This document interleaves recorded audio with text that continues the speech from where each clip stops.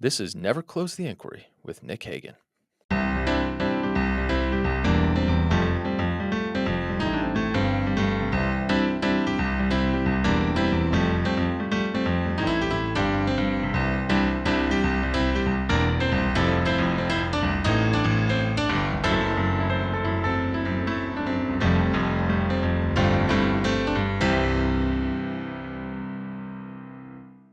Welcome to Never Close the Inquiry, where I aim to demystify the right for the left and the left for the right, where if you come as a conservative, I want you to leave knowing a little bit more about liberals. And if you come as a liberal, I want you to leave knowing a little bit more about conservatives, with the whole idea that over time we'll create better conversations, better relationships, better arguments, and maybe 80 or 90 more steps down the road, a better country. Here we are today, here with Khaair Morrison, Queens, New York, originally of Queens, New York.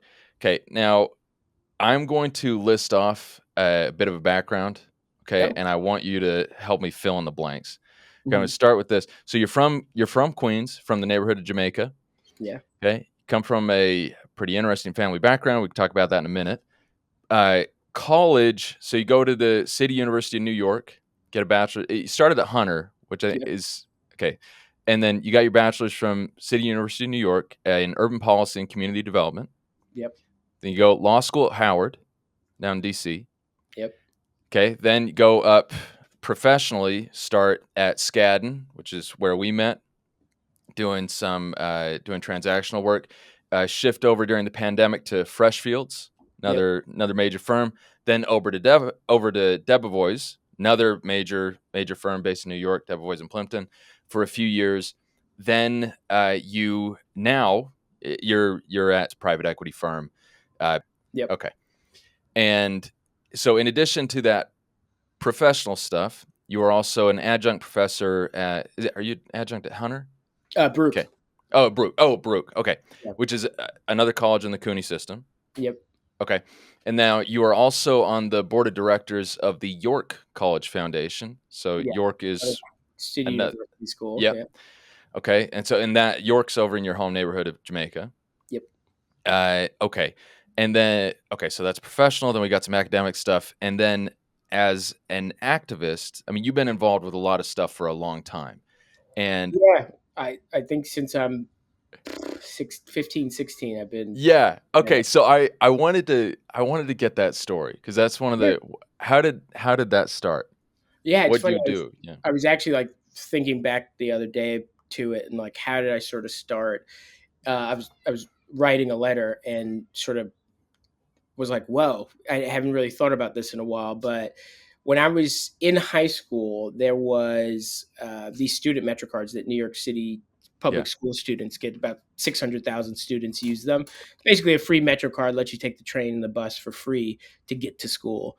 Hmm. And it's a mix of city funding, state funding, and MTA that funds it. They were all arguing about who should be funding this and said we're getting rid of the MetroCards. I somehow got involved in like a youth group, like a couple of people from different schools who were like interested in, I think of the Urban Youth Collaborative, they were called, um, about protesting and figuring out how we keep these Metro cards. So Yeah. I got involved. We lobbied in Albany, trying to stop, state legislatures from cutting the funding. We went to City Hall. Mayor Bloomberg was the mayor at the time, stopped the city from cutting funding. And then we actually met. We were the first student group to meet with the chairman of the MTA, and we stopped the board from voting on these cuts. And it was just a huge campaign, like huge. First time I've ever like had press, and first time Yeah. I was ever like an activist. And we won that fight. It was a citywide school walkout to sort of demonstrate that we were serious about this. And then from there, like things kind of sparked in an interesting way. I got involved with this group called the Youth Justice League, where they focused on different youth issues like foster care. And this year, the board was focused on police reform, but specifically youth who were being arrested in New York City were going to like family court, and you wouldn't see your lawyer till you got to family court. And most of the time, you wouldn't know how to dress, what to what to expect. So we made a comic book that described the system, and this is before Raise the Age, and which changed Yeah. a little a little bit about the arrest process in New York, but the Department of Probation in New York gave it out to every kid under 16 who was arrested in New York City. Hmm. And then, like, I think people just got wind of me because unions were like, "Hey, do you want to?" I was doing things like speaking on behalf of the transit workers union, or the UFT, like just as a student Yeah. activist. I think Obama was sort of, this was probably a little post Obama's first election, or pre. I can't remember the timeline. I graduated high school 2011, Yeah. so around that timeline. And um, then I was getting involved in campaign work. I was going to college, and I did Obama for America. Like, I did a small stint on Obama for America. And then I had a state senator, a city council member who was running for state senate, against an incumbent who was the majority leader, the first Black majority leader of the state senate in New York, but was indicted from my neighborhood, from Jamaica, Queens. And I was his deputy campaign manager when he ran against him. We won that race. And then people were picking me up for that. Like, "Hey, do you want to run my race for city council or state assembly?" I think I did some time on the Hill with Congressman Meeks through like the Congressional Black Caucus. So Yeah. I was like taking it all in. So a mix of, the bucket was a mix of activism, then a mix of like learning to hone in on like my speaking skills a bit. Like, Hmm. I was speaking at rallies, at you name it. People were just inviting me. I remember I was telling someone, like, I got invited to, Pharrell hosted like a kid a youth sort of uh, a youth sort of summit, and I wrote a letter to convince them to let me be a speaker. Like, I was also active that way. Yeah. Or I remember New York City when Bloomberg was mayor. It's kind of crazy when you think about it. He appointed a chancellor Uh-huh. who, her name was Kathy Black, and she was like a magazine executive. Like, people, no one thought she should be Yeah. school's chancellor.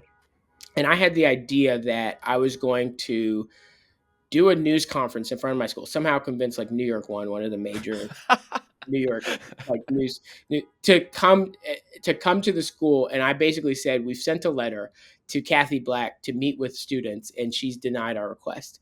And the news picked it up. Next week, she came. This is a week into her being chancellor of the Yeah. city.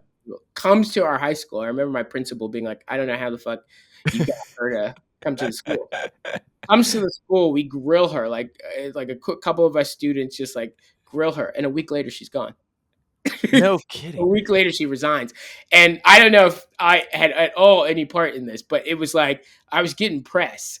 Just Yeah. so I was like creative about it too, and I think people got wind, like, "Oh, this guy, he's trying to run for office or something." And at that time, Yeah. I was like, I think there was there's a Daily News article from probably 2011 Hmm. saying I was going to run for mayor, and like, When you're 18 years old. yeah, something crazy. So obviously that didn't happen, but Yeah. it was a wild ride, and it still kind of is. Like, I think about it now. I went from protesting the mayor of New York City to like I had lunch with someone yesterday, and I was like, I probably had dinner or lunch with most of the mayoral candidates at this point in time. And it's like, That's yeah, nuts. how things have like turned a bit. Yeah. Now my role, I don't know really how to define what I do in politics or government now. I think I'm more of like a connector than anything. Yeah. But someone called me a statesman, and I was like, "Oh, I like that." That's a nice appellation. Yeah, I like Yeah, that one. like, kind of just, he has his hands in things, but no one really knows what he does. That's funny. And it's so a couple things. Because I want to ask you, and so first off, to just set the stage, for people that are kind of tuning into this and just hearing talk about your background. Like, we're going to get to like the national politics, and talk about Yeah, what Democrats should be doing, and the stuff with law firms, future of diversity, equity, and inclusion stuff. But so a couple of things you noted. One, you talked about honing your ability to speak publicly, yeah, and it's funny because people, people that are listening to this, they'll hear a conversation, they'll hear, it'll be a normal conversation between two hopefully reasonably well spoken guys, whatnot.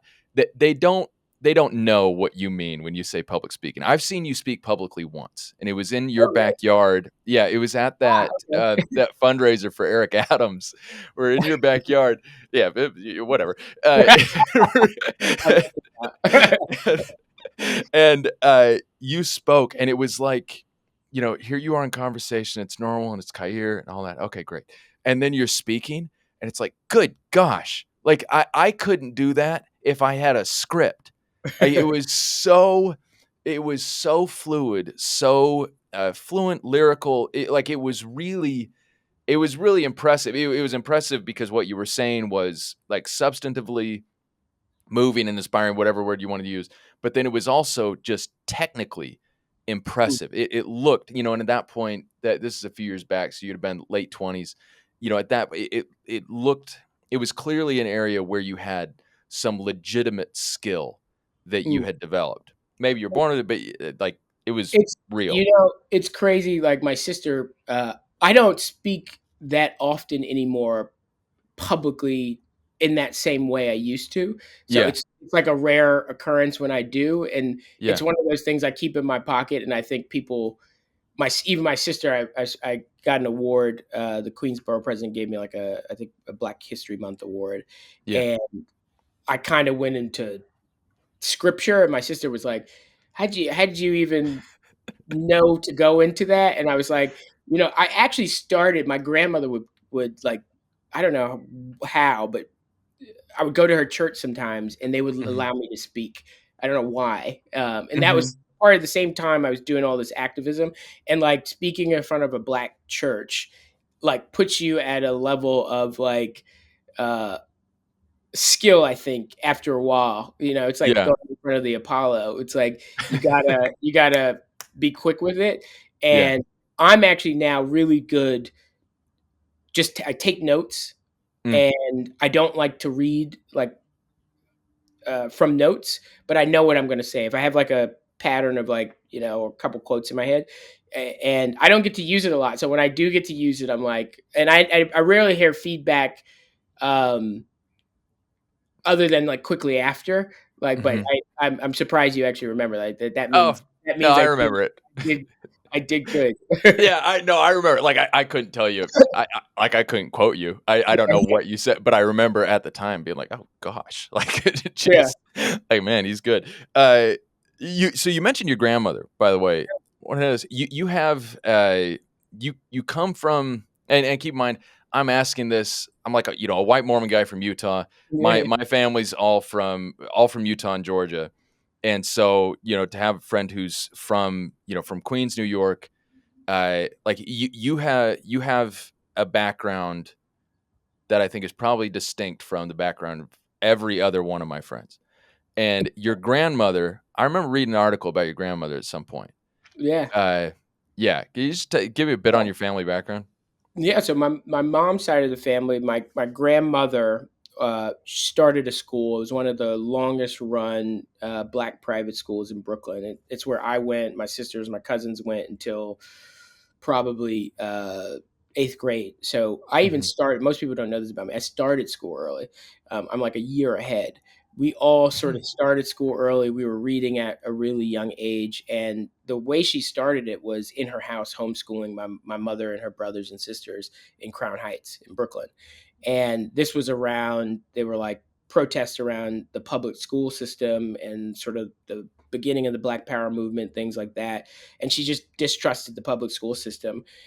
So started homeschooling her kids. And then eventually people in the neighborhood were like, can you homeschool my kids too? Like, I think it was a different time, a different sense of community Yeah, than we probably have now. But eventually it got so big she needed to start a school. Like she was sued by the Board of Ed, and they found her students were scoring higher on standardized exams than public school kids. And the school was very sort of Afrocentric. I sort of, you're Jewish, you go to yeshiva. You're Greek, you go to Hellenic school. You're yeah, Chinese, you may go to a school where you're learning Mandarin.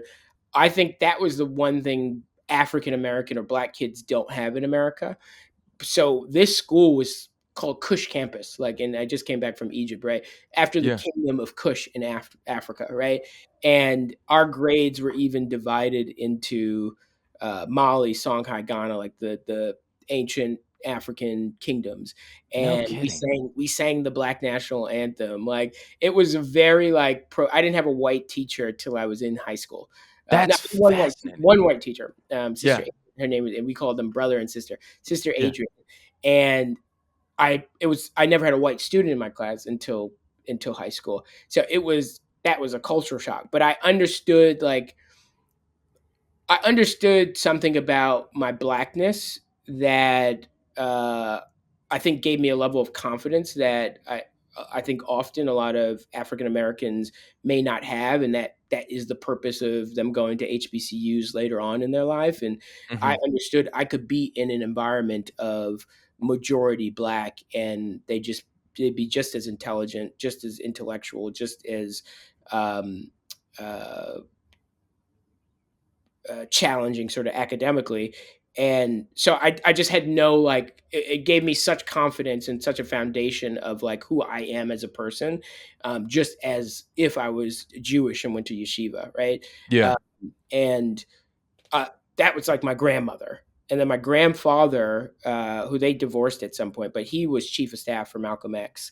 And if you go to like the Schomburg Library today, most of this in Harlem, most of the archival stuff was from my grandfather. He was with Malcolm when he was in the nation, and he left the nation with Yeah. Malcolm and hid out in This Guyana for a little bit too. they After, leave in 64, 63, yeah, that's 64. 64. Yeah. Yeah. And I think I have it on my wall. I can't. Yeah, you can see it. This photo of like Martin Luther King. I actually have it tattooed on my arm too. Martin Luther King and Malcolm is the only photo of them ever meeting. Yeah. And my grandfather tells the story. It's Martin is speaking in Congress. This is around the Civil Rights Act time, or the Civil Rights Act first, right? Mhm. Yeah, Yeah. Yeah, yeah, yeah, yeah. Civil rights, then voting rights, yeah. 65. Yeah, Yeah. so he's speaking, and Malcolm is in the back of the room, and at the end, my grandfather says Malcolm didn't want to go to Martin because there were cameras, and he thought Martin they never had met at this point in time, but he was afraid he wouldn't shake his hand in front of the Mm. cameras. So my grandfather literally just grabbed their hands and put them together, and then you get the only photo, Iconic. yeah, that ever existed of them. And my No grandfather kidding. was like just one of the most intelligent people. Went to Columbia, went to did the Korean War, spoke Japanese, Korean. Like, the man, I remember I wrote once. I just came back from Greece, and I was learning to write Greek, and I could just write something in Greek, and he knew it right away. He Mhm. Just an impressively intelligent man, and he was like the reason not even a religious person. I think in real life, he joined the nation because he was going there to debate Malcolm. He was like, this anybody walking around saying like the white man is the devil is Yeah. cool.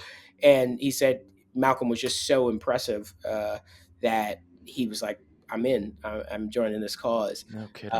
And then eventually left, started the Organization of African American Unity. I think he was the secretary. Like, to this day, you could see documents where my grandfather was the signer. And yeah, there was like, the rumor was he was going to be next on the hit list. Huh. So he sort of disappeared for a little bit. If you look at, I wrote a paper in law school where if you look at these declassified FBI files, you just see his name was James Warden. Then he changed his name to James 67X. The Mhm. 67th was he's the 67th James in the mosque, and the X being cutting out his slave name Warden.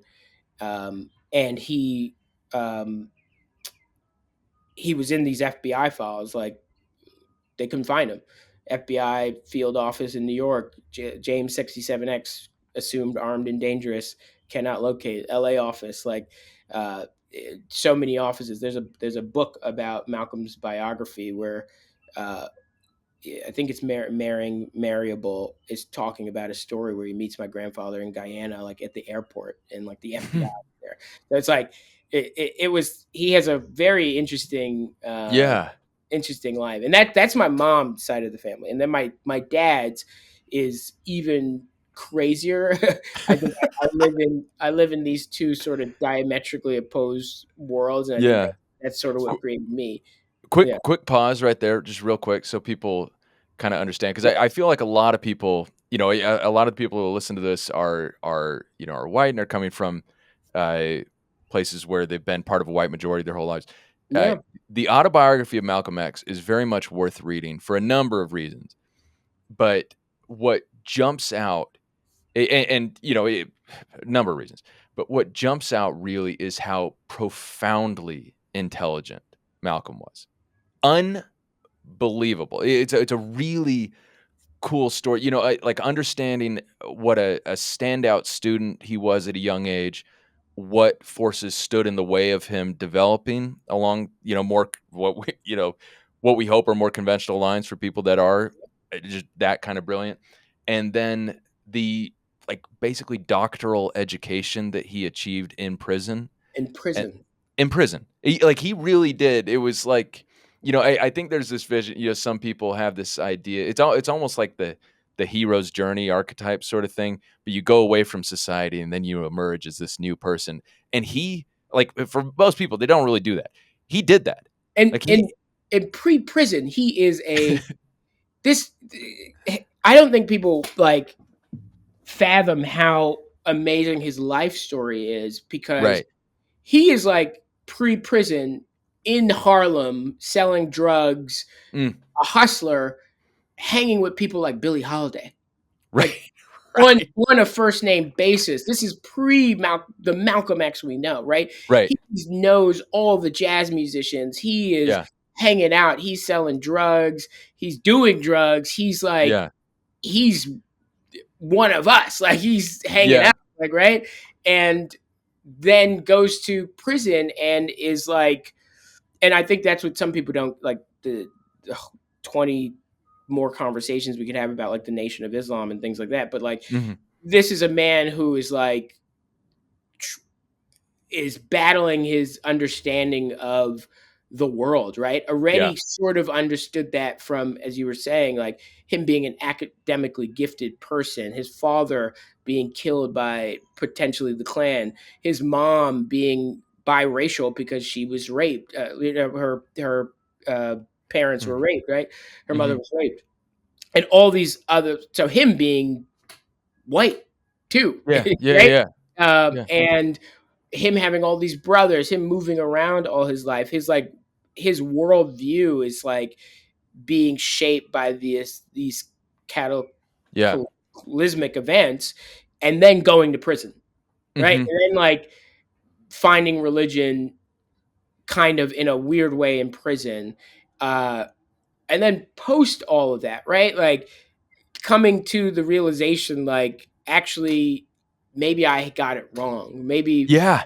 understanding of the white world was white America and not the world at large, right? And what that means, right? Like it's like no matter who you are, your politics, like such an interesting book. I'm actually Mm. rereading it right now, and Mhm. I was when I was traveling, and I'm like, he goes to Mecca, he goes to Egypt, he Mhm. goes to these places, and it's like this man has had such a interesting life, like Yeah. and that's part of the reason. Like my grandfather was like, this man is highly intelligent, and I think that's what my grandfather was looking for. He wasn't looking for like a prophet. He was looking for like someone who he can academically spar with. You know? Yeah. And Malcolm definitely would have been that. Yeah, Like, yeah, just yeah, like, just unbelievable charisma, and all that. And it's funny, like, this is just from me, reading the book, which is unbelievable, and watching some speeches, some recordings of him. yeah. Like, And he's. I can imagine how off-putting Malcolm speeches can be to people, sure. Yeah, right? yeah, yeah, yeah. But if you kind of strip, I don't think you should strip out. If you put yourself in the context of the time, right? Mhm. It's funny. My mom bought a shirt recently. She bought a Malcolm X shirt. She texted me and my sister. She's like, "Oh, I'm buying these Malcolm X shirts. I was like, and she's like, "Do you guys want one?" I'm like, "What? Like what are you talking about?" She's like, Yeah. "They're at Old Navy." Yeah, yeah, yeah, exactly. And if There we you go. like, if you think about it now, most people, I think, most rational people, most objective people would take it would does not discount anything on Malcolm's philosophy, right? Mm. But if you take Malcolm's position in the world and why, if you read that book and you kind of get his stance is, I'm tired of turning the other cheek, Yeah. which is the opposite of Martin. It is turn Yeah. the other cheek. Yeah. Um, and I think there gets to a point in society where you have to decide, what is your philosophy? Do you Hmm. turn the other cheek, or by any means do you seek freedom? You know? Yeah. Um, Yeah. and that's a hard conversation for some people to have. You talk about, Nelson Mandela. People often forget Nelson Mandela was considered a terrorist in South Africa, right? Mandela, and I think that's a hard conversation to have, but it is a conversation that I think is necessary to figure out how you receive freedom, right? And as much as Martin's philosophy I think I ascribe to, I cannot discount that sometimes you can't turn the other cheek. Yeah. No, and that's yeah, and it's funny, like, reading it as, just, as, as a white guy, um, like, obviously, I'm gonna take something from it that's a little different, and, like, Mm, so on its yeah, or maybe I think I might have just been reading it to kinda learn, where it's like, I know that I have lived a profoundly different life during a profoundly different period under profoundly different circumstances than Malcolm X lived his. And mm, so it's like it's not just about whether I agree with his philosophy or not. It's about getting an understanding of how he came to that philosophy. yeah, And if when you read that autobiography, which is so well done, it was based on a very long series of conversations with Alex Haley, who also wrote yeah, Roots, and um, he like, you get a very real sense of, like, it's like, okay, yeah, under those circumstances, like, I can see how, like, yeah, he would have thought what he thought. And then also, like, he really did, to your point, remain open to change to the end. He did his Hajj, his pilgrimage to Mecca, and, left the Nation of Islam and became, a more conventional Sunni Muslim over the yeah. last year of his life. But then even separating all that, like, his ideological journey, what I came away with was just this kind of this twofold just impression of, one, really interesting to see how someone, even if it's not in a direction that everyone's going to agree with, like, maximized what he had been given, so Yeah, to speak. yeah, And then two, just so it's not just the maximizing what he had, but then the heights he reached as an orator, as a leader, like, there are just not a ton of people like that. there's And not a ton of people like that, and I don't think they're, I think of that often, like the Nina Simones and the Malcolm mhm. X's, the Baldwins, or Oh gosh. um, the Baldwins of the world, the what's the congressman, Adam Clayton Powell's and the Langston Hugheses, right? Like this is what this picture is. It's a picture of Langston Hughes and Adam Clayton Powell, right? It's Huh. just like that level of art, Yeah. politics, and culture combining is, I think, is what is missing in society today. Like, um, you know, eh, I don't know why it's sort of detached. Like entertainment, I think, has decided it's its own separate thing, and entertainment is supposed to be purely Mm. entertaining, and not and not get you thinking, not get you active, not get you contemplating, the state of society. And uh, I, By the way, is there an ice cream truck outside? yeah, there definitely is. I'm in New York City. Man. Mr. Softy going. Um, Yeah, yeah. It's so No, that's interesting though. interesting. Yeah, I think, and I'm very Uh, cautious about. Look, I my mom was born in 1967. sure. Okay. That means my mom was born 2 years after Civil Rights Act, Voting Rights Act. Mm-hmm. I say that because we think of this as such a distant period in American history. Right. And I talk about it now often that I never really thought about it. Like my mom is just a couple years detached from living in Jim Crow. And just because she was born 2 years after does not mean the effects of Jim Crow were not still Right. really present, right? Right. Segregation of schools did not happen overnight. Desegregation is arguably still happening today in schools. Um, racist attitudes, that doesn't go away overnight over generations, right? Like Mm-hmm. it takes a while, and there was a healing period in some parts of the world when other atrocities have happened, and there Mm-hmm. has not been this healing period in America. In fact, it's been a constant push and pull of let's not heal. Like let's actually. I'm not the cause of slavery or Jim Crow or all these things, but it's like your granddad was, like like right. Your Yeah. great granddad was too. Yeah. So it's like let's not. It's hard to for some reason for some people to just for a second pause and say, as a society, we need to recognize the ill has happened. And right Mm-hmm. post Jim Crow didn't end, right. We're talking about desegregation. I didn't Right. even get into housing policy. I didn't get Right. into Right. policy on the GI Bill and people coming back home from war and what benefits black soldiers received and which whites did. I didn't talk about redlining. I didn't talk about the massive incarceration system, the difference between a brick of cocaine Right. and crack, right? Like Yeah. Yeah. there's so many other things. I remember I had a professor, we'll talk about this more in college, who's very liberal, and I think this is probably going to get to some of our conversation, but very liberal, very like probably arguably a socialist on a lot of policies. But Mm-hmm. it was hard for him to understand the differences between race and class in America.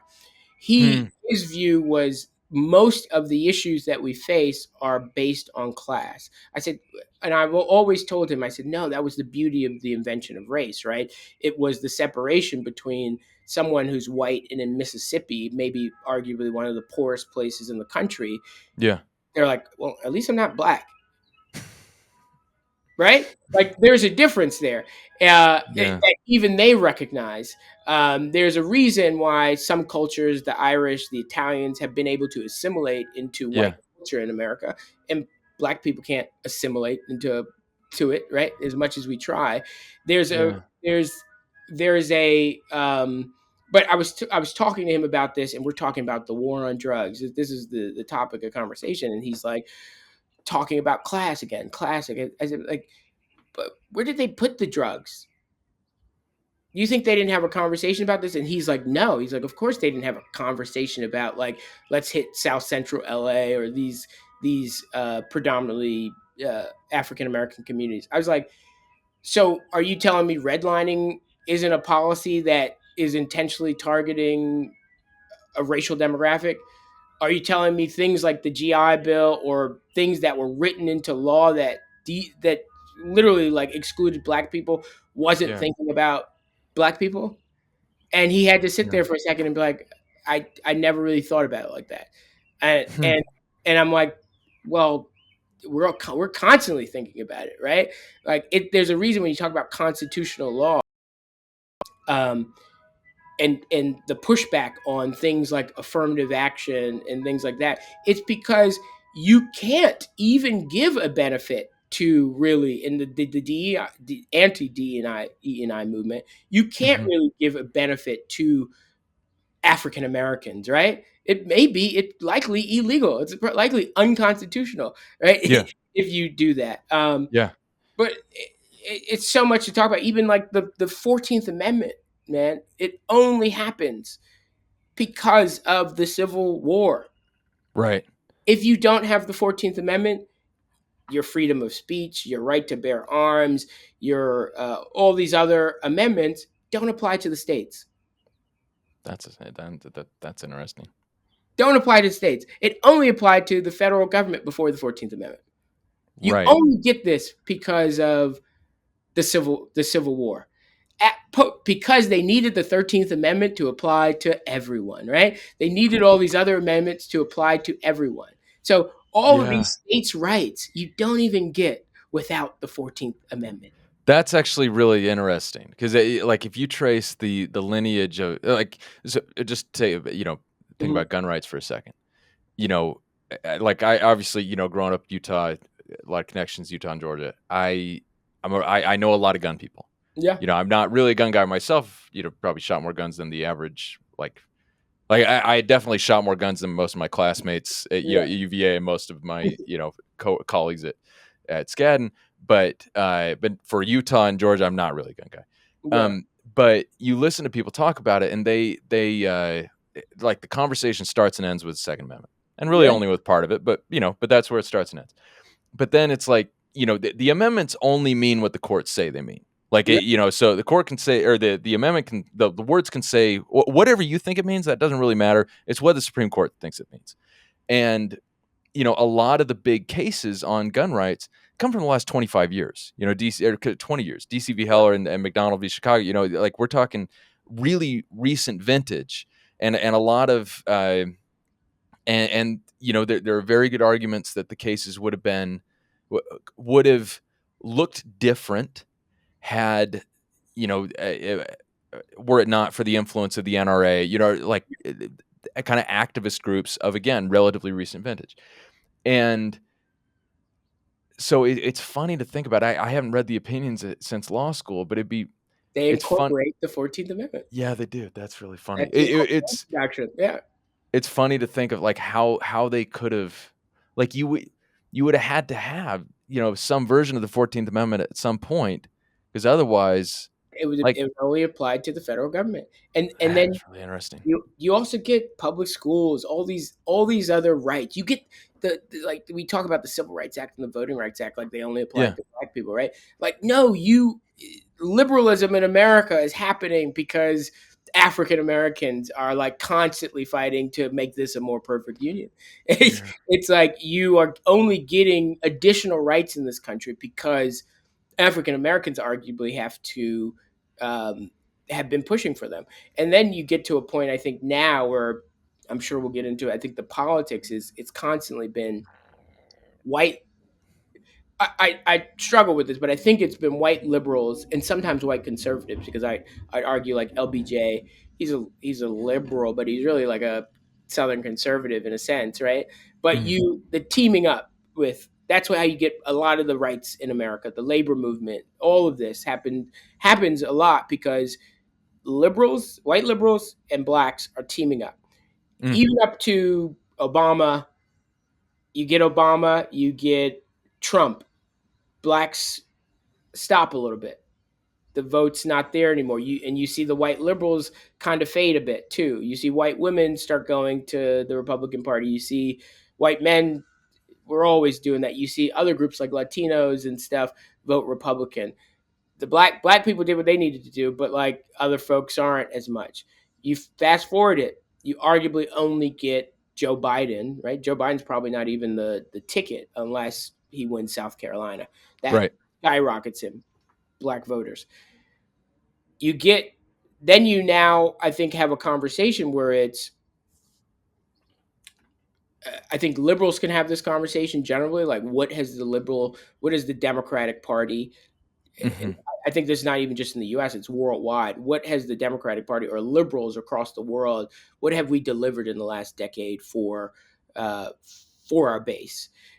Right? Like, and then for blacks specifically, what has the Democratic Party done to live up to their end of the bargain?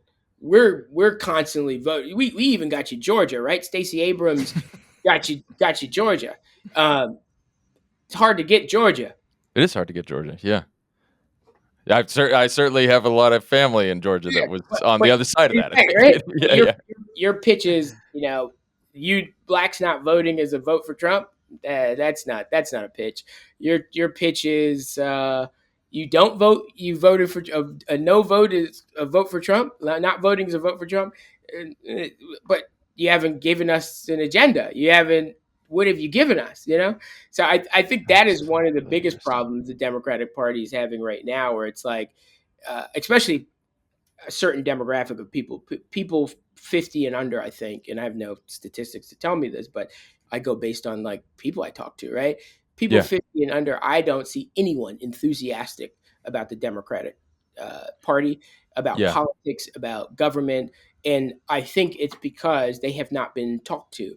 A good marketing campaign works because you're being talked to, right? So this is really interesting, and and so we're cutting. Yeah, Maybe we can circle back to some of your family stuff, family background at a later point. But you bring up a really interesting point. yeah, Um, so basically, and for Republicans listening, welcome. This is kind of we're this is some brainstorming on the left side of things right now, and and I'll, and I'll give my opinion on why the right is working right now. I'd love to hear that. But it's interesting to see, Democrats in the wake of this last election, which was closer than people on the right sometimes make it sound, but was, It wasn't was it wasn't crazy. Yeah, yeah. it wasn't a crazy one. No, it wasn't a crazy win, but it was a comfortable win. It was a Yeah. good, just a good solid, solid win for Trump and for Republicans. And a win is a win. Oh, yes, a win is a win. But it's interesting because there are a lot of people on the left. It's kind of like of two minds. You have people primarily outside the DNC who see Democrats, if not primary error, then certainly a big error of being, identity politics, where they're looking at people like Democrat. It's like we got to have, and you look at the DNC's, homepage now. It's like whom we serve, or whatever, and it's like they do have these buckets. Like if you're an African American, you can click here. If you're a veteran, you click here.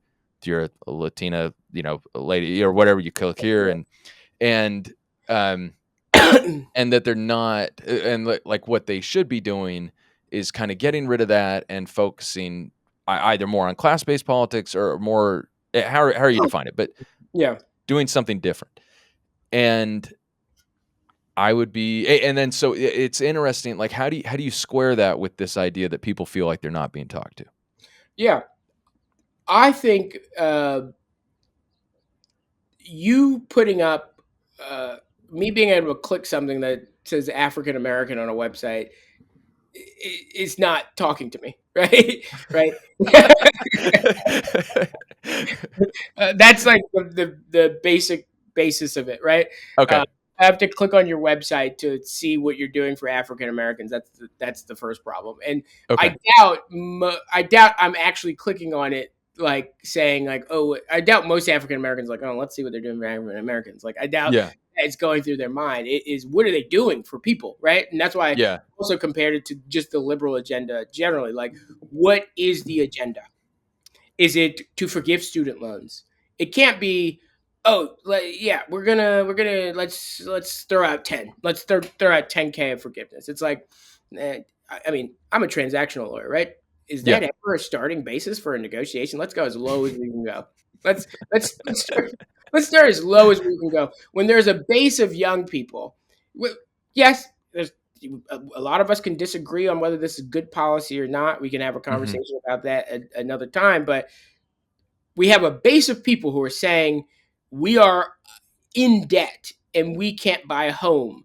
We can't save for our children. We can't have children because, personally, yeah, I live in New York City. I make a good amount of money. I'm a corporate lawyer, but I had 160K in debt, and I live Right. in New York Yeah. City, right? Relatively, that's a hard debt to pay off while you're also living in New York City, right? Um, Been there. Yep. and yeah, you may say, "Oh, you're a corporate lawyer. You make a lot of money." It's like, yeah, but now my money is not going to stimulating this economy that you want me to, right? Yeah. Not talk about the policy, but that was like a clear, like, let's not deliver for a base. Let's not even like start with, let's forgive it all, and then let them negotiate us down to something, a middle ground. It was, let's Mhm. start at 10K. Mhm. Who is that grabbing?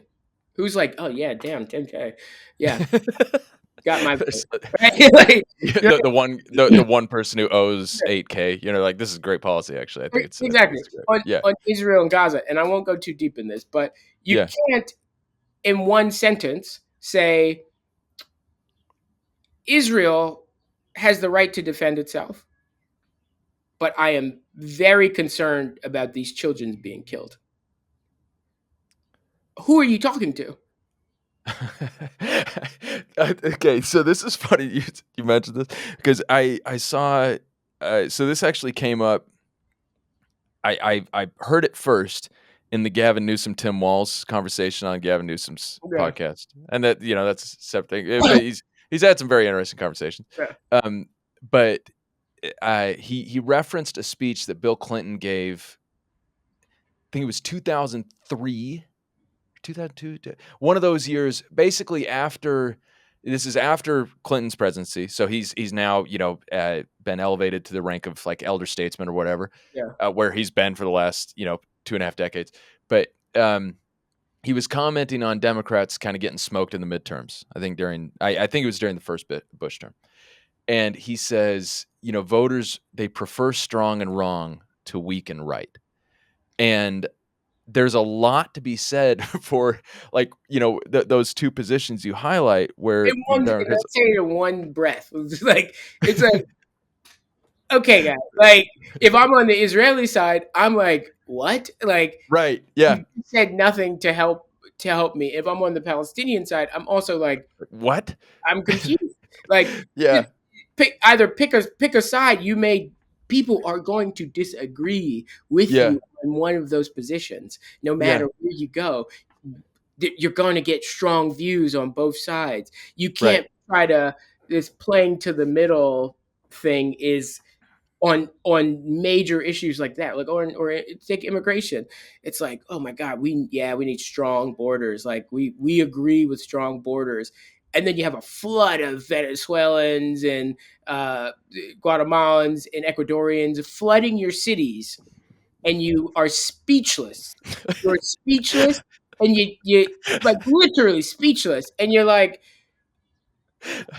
I'm not understanding what the message is here, or who are you speaking to? Like, Right. W because like I remember during the immigration stuff, I said, oh, I know this is gonna fuck us, because I was in a room in Queens, in Southeast Queens, predominantly black neighborhood, Yeah, and I'm not gonna talk about my views on necessarily on policy, but I'll yeah, just I try to talk about less about my views right now and more about like that we need a view, right? yeah, sure, Like, sure.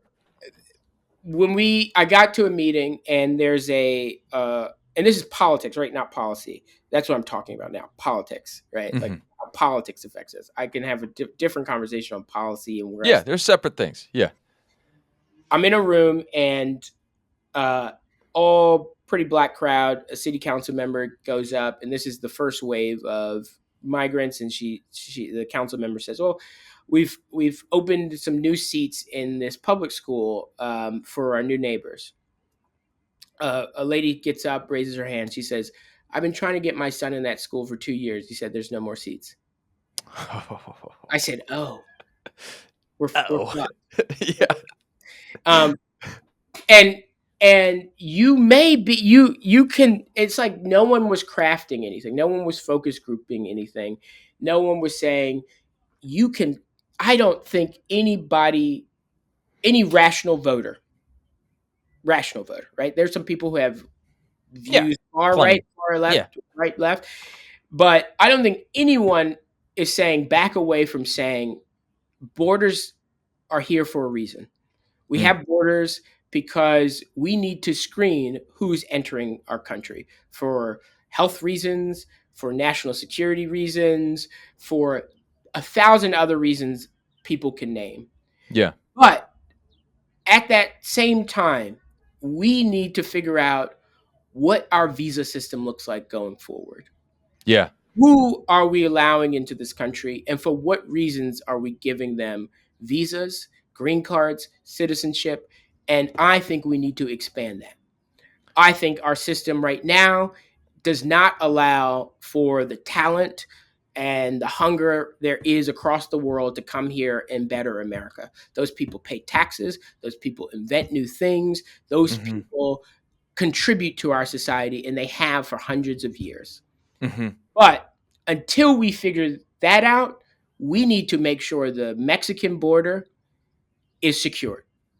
We need to make sure we don't have 2 million people, I don't know if I'm exaggerating this, but a month or whatever it was, coming into the country. Yeah.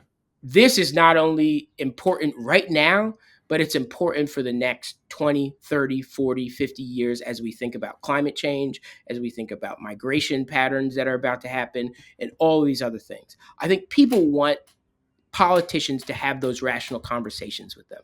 Because I just told you 20 things that said we should defend the borders, but we should allow more people to come into this country. See, and that's interesting because those are two separate things. Like, so on the one side, you have this, it's a lot of it's economic, some of it's cultural, but you have this discussion about what the level of immigration should be, Yeah. and and you have Congress have those discussions, and how you sort it out. Maybe there are some countries that get some preferences now under existing law, and you can talk about how you want the system to look.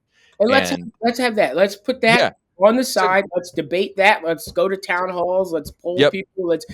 But right now, let's You can't even secure. get to that. Yeah, and the thing is, with what the Biden administration did, you can't even get to that discussion because it's like that's like eighth on your priority list now, Yeah. because you do have, like, Vance has been on like the Republican line right now is like 20 million people came in under Biden. That is an exaggeration, but Yeah. what isn't an exaggeration is that the number was very large. I looked Center for Immigration Studies, which is an anti-immigration, like, Yeah. restrictionist think tank. They had the net migration at 5.4 million, and you can say whatever. That's a substantial number. And also That's let's not. illegal, by the way. Sorry, Yeah. net migration of illegal Yeah. people that we didn't know were coming in. And let's not BS on the other side, right? The Republican, and no one's also attacking those points, right? Mm. Let's call it what it is.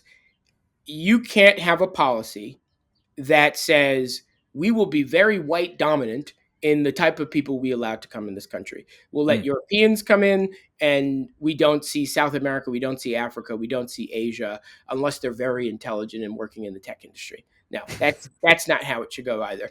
Right. We need to recognize asylum. We need to recognize refugee status as a real issue, especially if we are thinking about where our places in the world on a global standpoint over the next decade, over the next 20 years, 30 years, 50 years, right? There is a Mhm. reason people want to come to America. Yeah, we're not trying to make it, you jump over the turnstile. We're not trying to do New York City over here, but we want a smooth a process where someone can figure out how to get here, right? And not Yeah. have to go through a thousand hoops. We want an efficient system.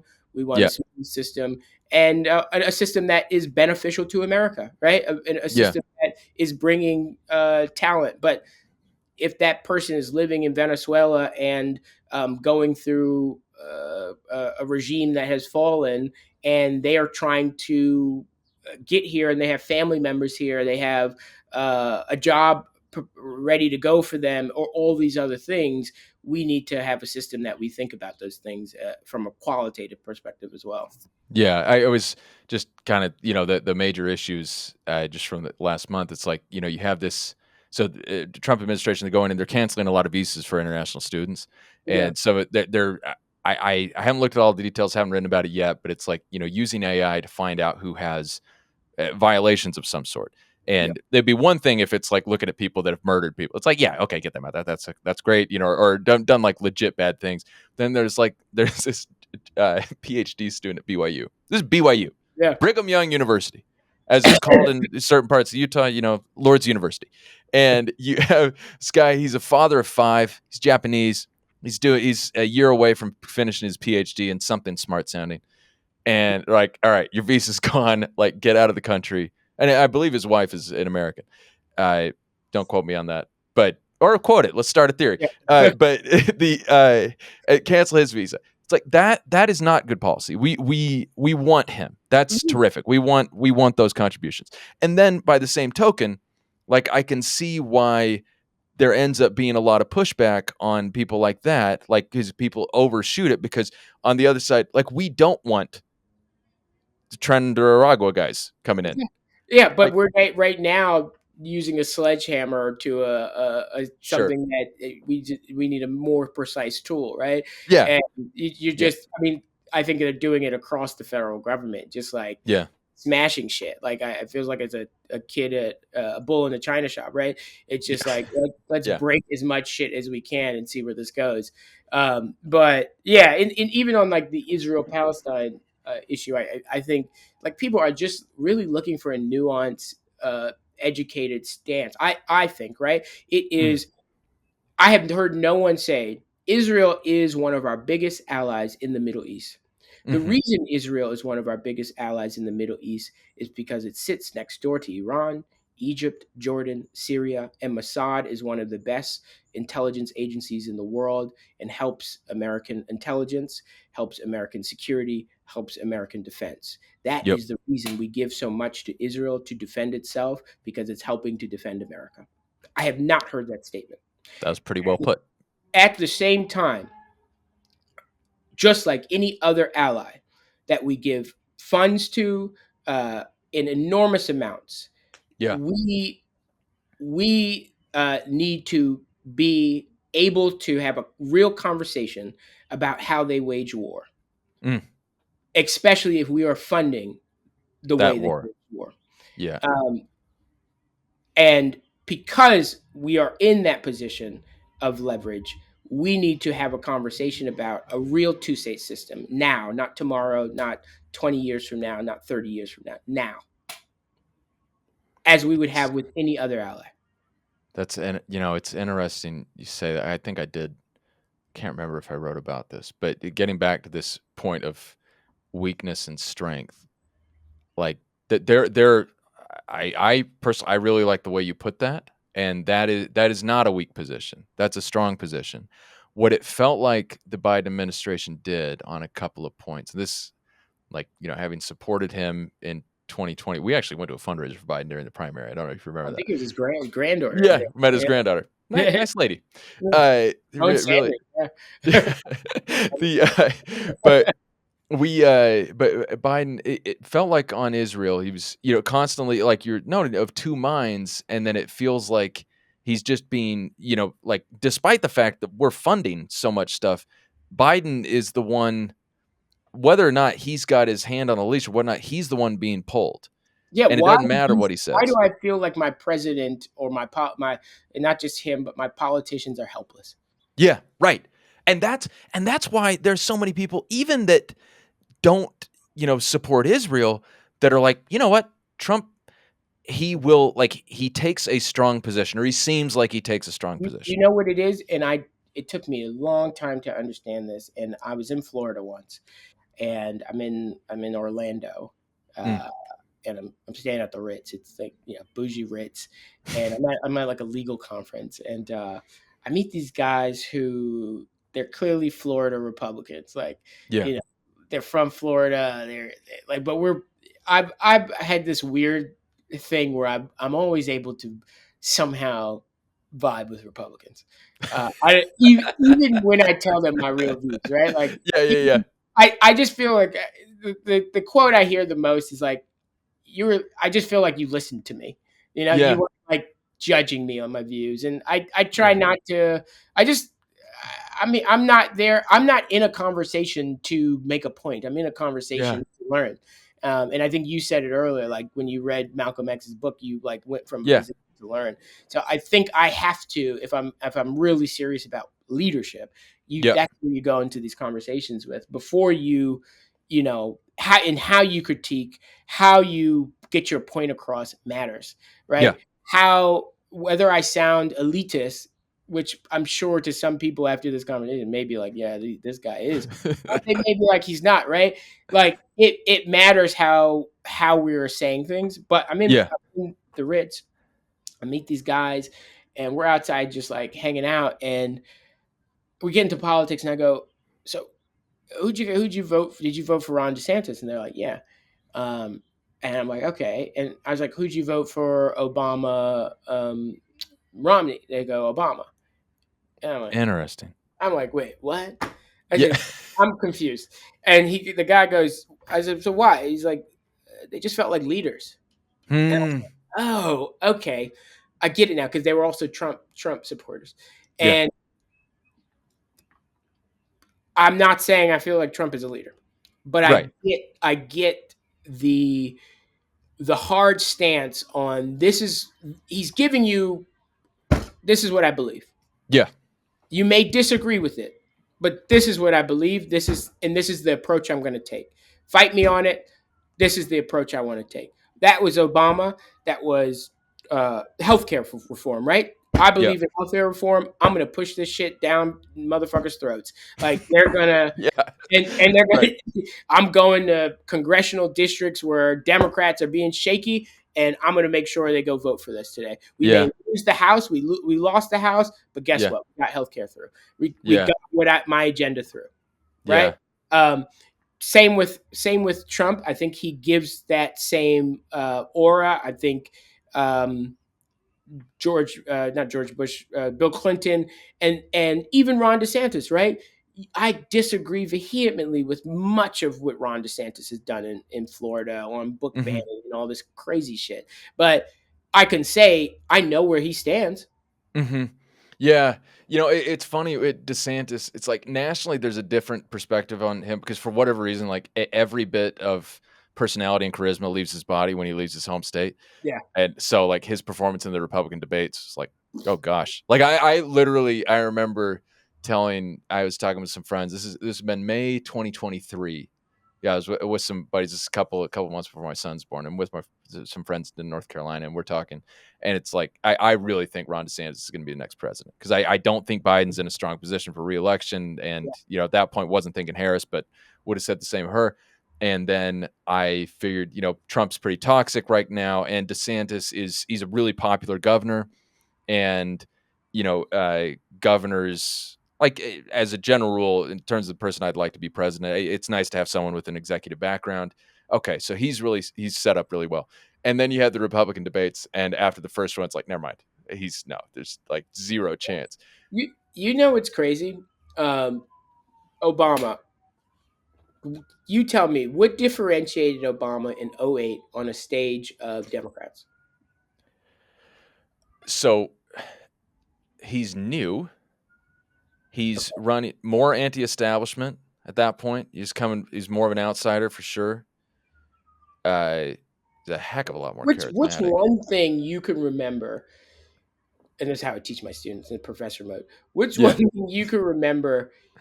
He voted differently than everybody else on that stage. Oh gosh, that one I couldn't even tell you. Did he do? What was a big issue around that time?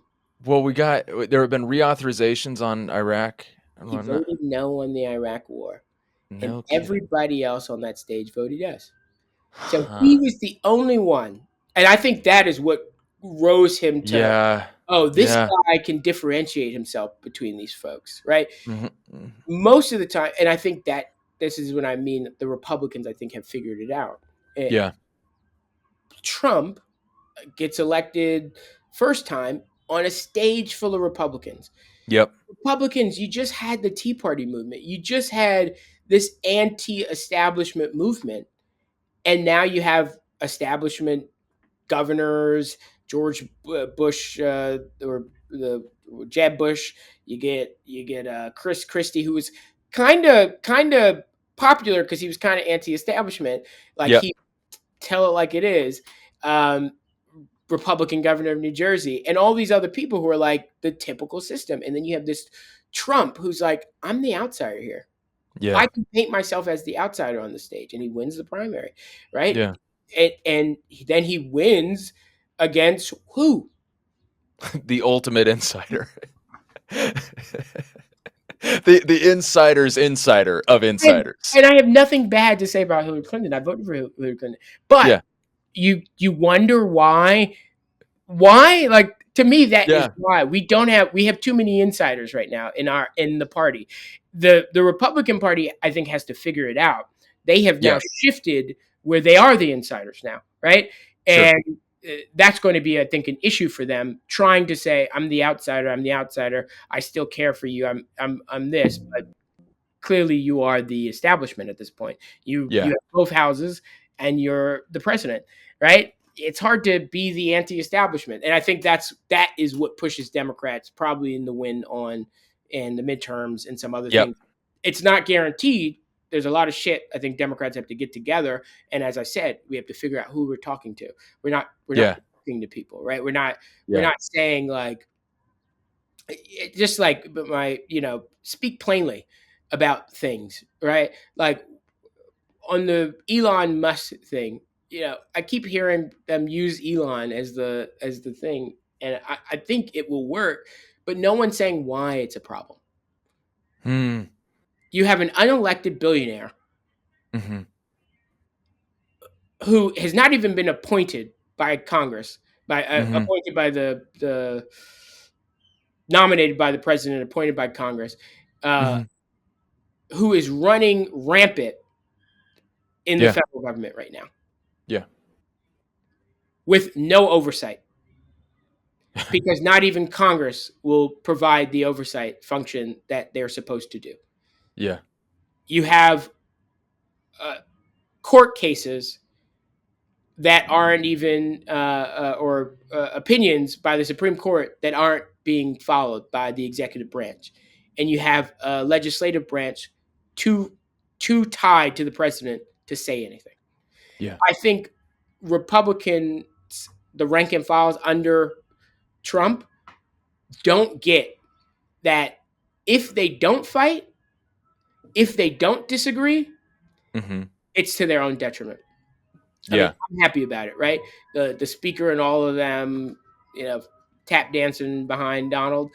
Do your thing, because I don't think it's going to last for too long. I think you have even Republicans. You have those Republicans who sat out the last one, like, I'm not sitting out this one. You Yeah. got Democrats who sat out the last one. I'm not sitting out this one. You got non-affiliated party members who sat out the last one. I'm not going to sit out this one. But you still need the Democratic Party to put forward a message, right? I think Yeah. worldwide you need liberals to put forward what is the agenda, what is the message. I think Bill Clinton said, uh, I think it was after either this election or the last one, he said, you have Democrats like with all these consultants, and the consultants are saying, you're winning on 4 issues. The fifth issue is 50-50. Stay away from it. No, you can't. And Right. we talked about the social issues a little bit. I think the New York Democratic Party and the California elites, we need to take a step back for a second. Uh, Mm-hmm.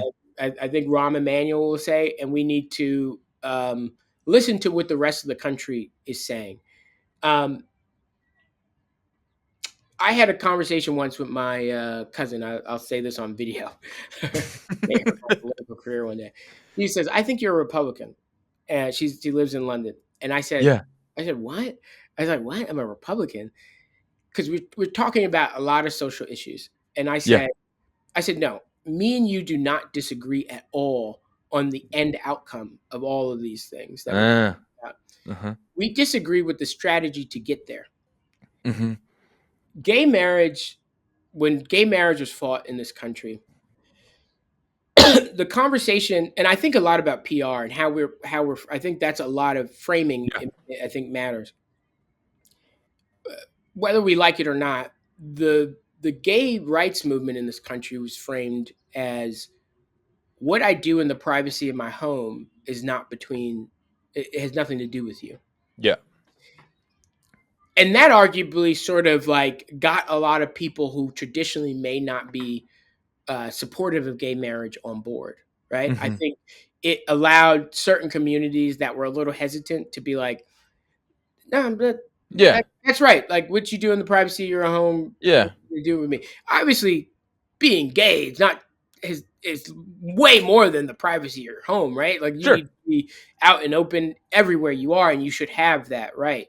Yeah. But the way we're framing a lot of the social issues today are different. It is what how I feel, how I identify myself has everything to do with you because you need to recognize me as how I want to be recognized or how I am.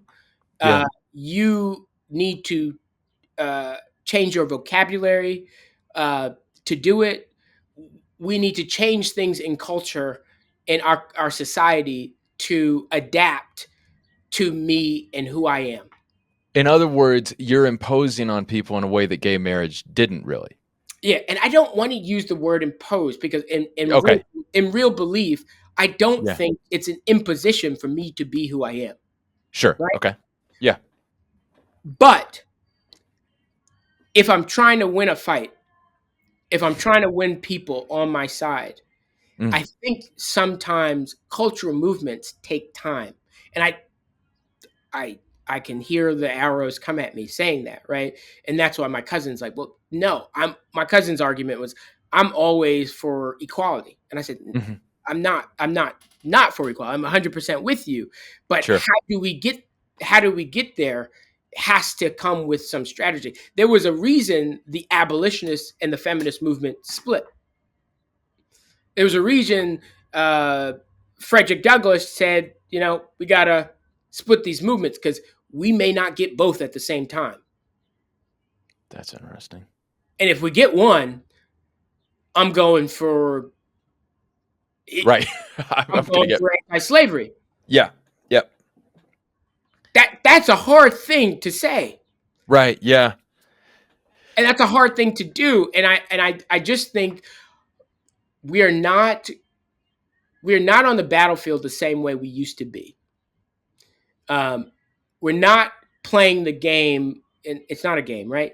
It's real people's lives. It Sure. affects people's lives deeply, right? Like I feel for when I hear a trans kid or Mm. someone dealing with uh, identity issues. I feel for them, Yeah. um,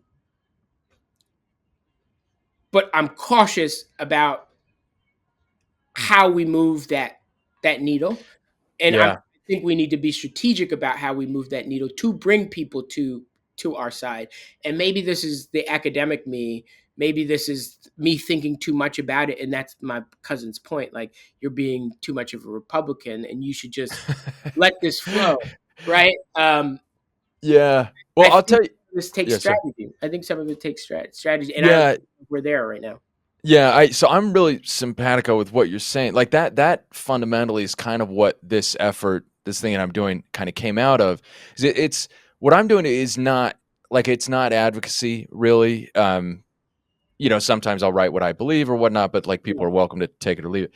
But what it came out of really was feeling that there's this breakdown in communication that's caused by the strategies that I think both sides to some extent are pursuing, where I have the benefit of having access to a lot of sincere people on both sides of the aisle, Yeah. where people that are sincere but that are not like elite academics or whatever in ivory towers where they're just immersed in other people's beliefs. It's like these are people, a lot of people who legitimately get their news from Fox or from Sean Hannity or whatnot, and they might take it with a grain of salt, but they don't know, they don't have the other perspective to know exactly why. They don't know where he's wrong, if he's wrong, or Yeah. whatever. And so there's been it came out of like hundreds of conversations over the years with people where they've heard something like that Democrats are doing that as presented to them sounded completely nutty. And as presented to them. And then if I come in and I'm like, you're totally wrong for even questioning this, like you're a bad person, then like, the conversation's over. Yeah. Or it takes on a very different tone. Versus adjusting and saying, Yeah. hey, how was this? What are you hearing? And Yeah, that's why right. I'm like, that's why I'm there. My Republican friends will say like, you're not. I think that's what they mean. Like, and like I'll be real, like white tears, right? I'm not trying. I'm not. I'm not trying to be the person who's sitting there and like saying to everyone like, yeah, I'm like, I'm hearing your. I think that's what's happening right now in this country. You have like a backlash of like white folks who are like, but no, woe is me too, like, Yeah, yeah, and it's like, I get it, but like, there's so much other stuff going on right now, like, and they're like, but no, listen to me too, like, yeah, I have legitimate issues too, and a lot of them are legitimate, right? They're going through the same economic yeah, issues and blah blah yeah. blah. But on a social level, sometimes I'm a little bit like, mm, what is the woe is me in this conversation that the traditional white norm is being attacked? Are you just upset because the norm is white, or are you upset at a tradition that is outside of whiteness? Hmm. If it's the latter, I can understand that a little bit more, but if it's the former, the conversation's a bit harder to have if you're like, well, this institution was always this, and it should just Mm, be this because I'm used sure. to. I'm uncomfortable being in spaces that are more diverse, right? That's Yeah. kind of what I think people of color are hearing right now. I'm uncomfortable. Uh, I'm like, I can't tell you the thousand times I've heard like a white guy say like, "Oh my god, like the white man is being attacked like right now." Like they say it in many different forms and fashion. Like it's hard to be a white guy right now. Mhm. Where? Like, where is it? In law firms, in the education system, in business, in police department, in like where? Right, like Yeah. really, you may be, yes, you are uncomfortable with a cultural shift that is happening, that is uh tearing down hegemonic spaces, Hmm. and that is a part of this country, right? The We live in a place with different people, different views, and I can completely not talk about race and have that conversation. Yeah. Um, but yeah, I say that to say like I'm sympathetic to, as I was saying before, how we proceed with getting to full equality on a lot of these things. Mhm. Um, I'm less sympathetic if the pushback is purely centered around, I am used to this hegemonic society, Sure. Yeah. and I don't want it to go away, right? Yeah. Right. Um, then I'm like, come on, guys, like, yeah, Right. yeah, this is just going to happen, and it's not Right. it's not going to change. And actually, this backlash on DNI and all this other stuff, I think is not going to make it any better for them. Them meaning the anti DNI folks. Um, That's interesting. I But I I think what you get is now a resurgence on the other side mhm. of liberals, of people of color who have to make now a decision: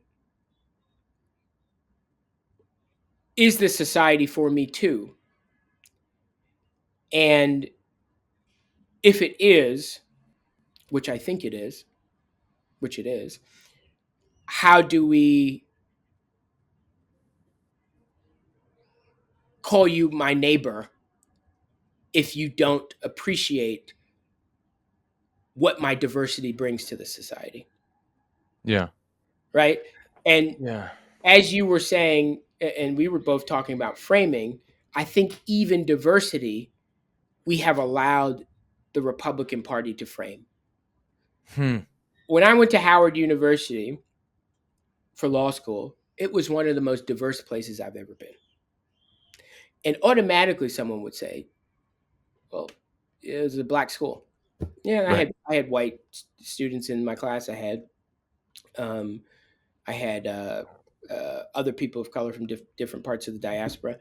but it was the most diverse because there were people from the north, there were people from the south, there were people from rich families, there were people from poor families, there were people from Africa, there were people from the U.S., there were people from the Caribbean, there were people all walks of life who we could sit in a class and you may say we all agreed on affirmative action or da da da. We didn't, Hmm.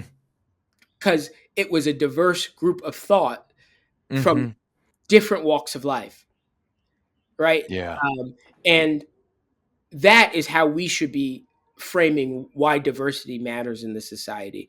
Not Mm. we need more black people in a space, not we need more women in a space, but having more women in a space, having more people in a color in a space, not only improves efficiency, it improves the way we do business. It allows us to touch demographics we've never touched before. It allows us to expand our business. But instead, I think the Democratic Party, and I don't blame us really, right? I just think we're like, we don't know how to respond to the zeitgeist and the current state of media. It's quick, it's in your face, it's 90 seconds. Mm. And yes, a lot of the stuff we're talking about can't be talked about in 90 seconds. Right. Right? We talked about Israel, we've talked about immigration, talked about race. 90 These are, seconds, baby. yeah, Yeah. these are complex conversations, I get, and they're nuanced conversations, but that can't stop us from trying to figure out how we have those conversations uh, with everybody. And not everyone's going to exit that conversation agreeing with us. Yeah. Uh, and that's kind of why diversity matters, right? Like we can build out our argument a little bit better when we know why people actually disagree with us. Why Yeah. why do you disagree with us Oh my gosh. on healthcare? Why do Yeah. you disagree with us on um, diversity and inclusion? Right? Why do you disagree with us on some of these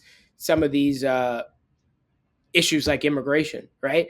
And when we understand that, we make better arguments.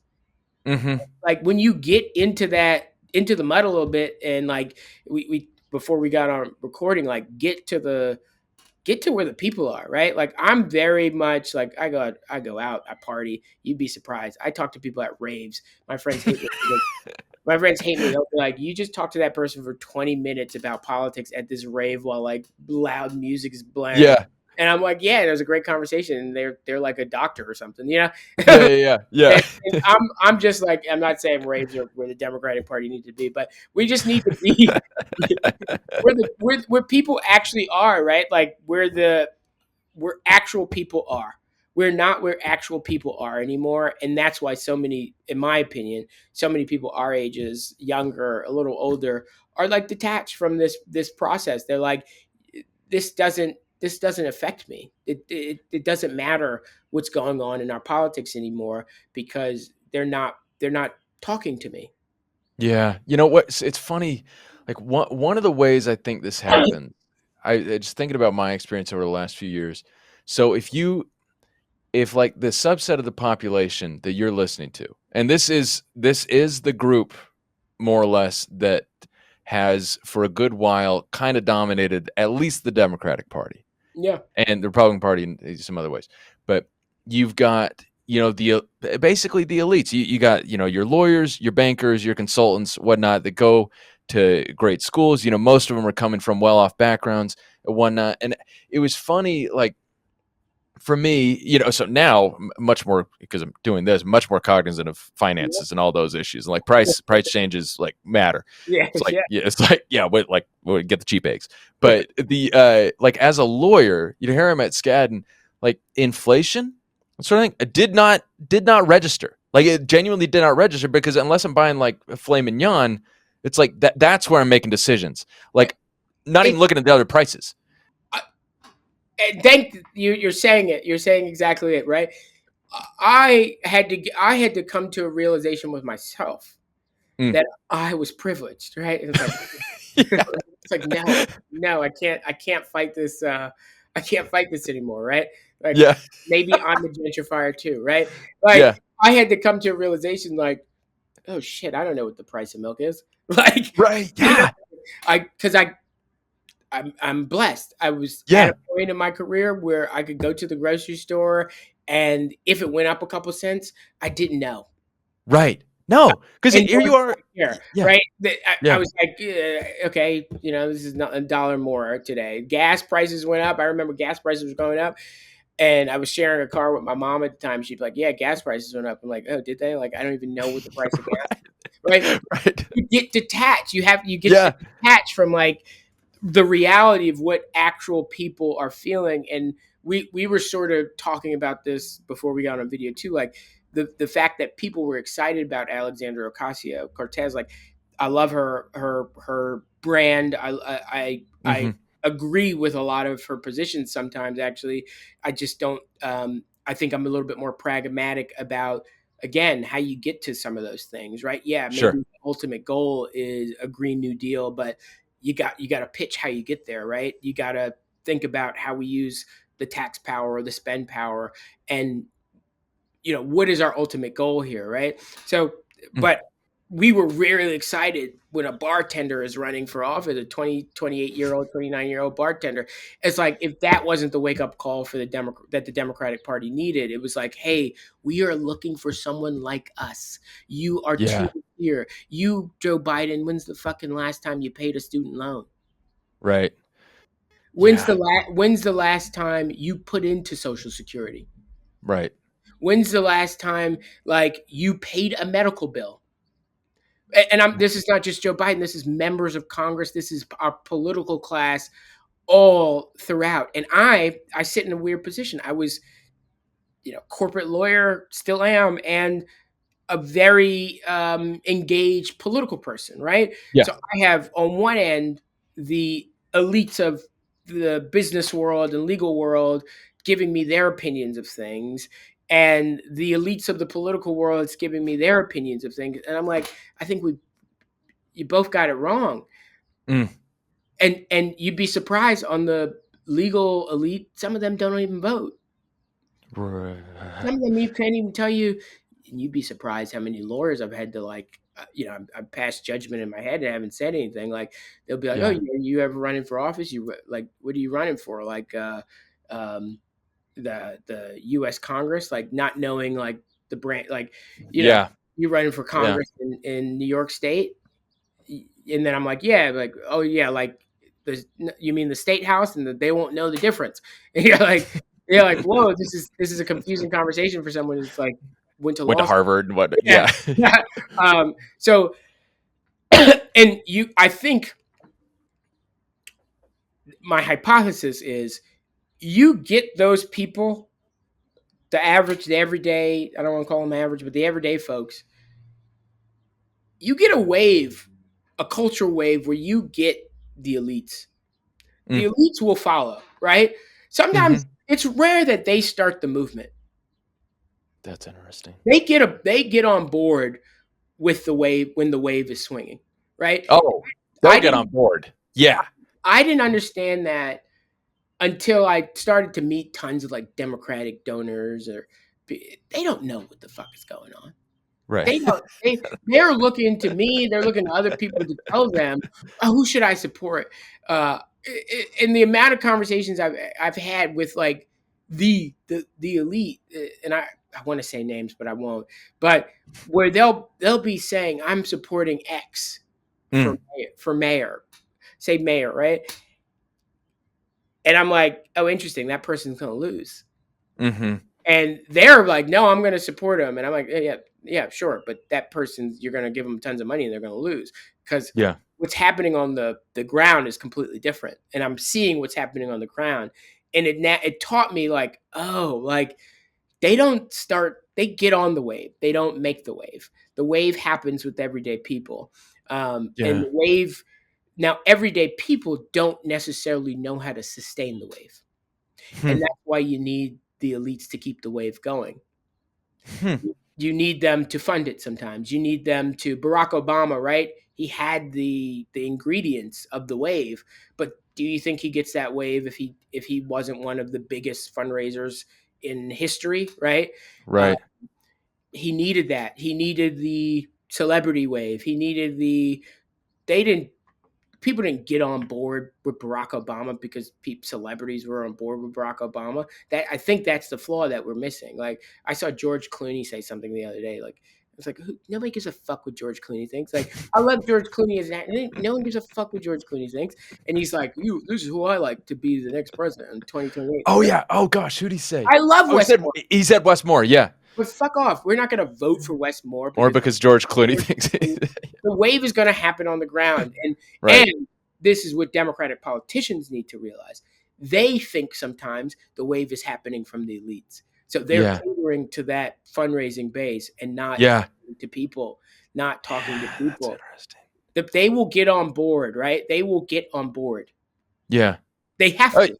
Right. No, they have to. I mean, in a somewhat different sense, as we've seen law firms, including our lovely former employer, SCAD, like cave immediately on D&I stuff, from the government. It's like, big on preserving status. Whatever we need to do, it's like, what do we need to do? We're happy to do that. If that's going to let us keep our spot, we'll do it. And that is kind of funny. But you see, Yeah. I was in a room. It was a black GC legal conference a couple weeks ago. Did GC like general counsel? Yeah. Okay. Nice. We had some, and I won't say much, but you had some major GCs in the room. Yeah. And you had a very prominent black CEO, old school, very powerful guy. Yeah. And we're in a room, maybe 20 of us, and it becomes hard for me because I have the political experience, right? So I'm often in rooms talking about politics sometimes with people who are not political, people who may understand business well, or maybe great donors or whatever they are. But I sit in a unique position, right? Like I walk a unique line that I've been able to walk for a long time. I don't know how long I'm going to be able to walk it, but right now I'm able to hold on. But so they're talking about politics, and they're talking about the D&I stuff. And at the end of the conversation, I was so depressed because, and I raised my hand and I say, why are we all on defense? Why is like we're some of the most intelligent people in this room, some of the most wealthy and powerful people, and not one of us have mentioned the CEO was hopeful that we have some players on the field that will do what we need to be done, but no one was really saying we need to be on the offense. And I loved Harvard. Finally, a spark of light from the elites, right? Yeah. But a spark of, so maybe they will lead this movement, and maybe this is the difference in this movement, right? Maybe this is something the elites need to realize. Maybe they need to get on board because it's been kind of confusing, right? But Harvard finally said, let's scrap it out. Yeah. Take away my funding. I think now they're threatening to take away their legal status as a nonprofit. Let's scrap it out. Yeah. Let's scrap it out. And to law firms, I'll say this. I'll say one statement.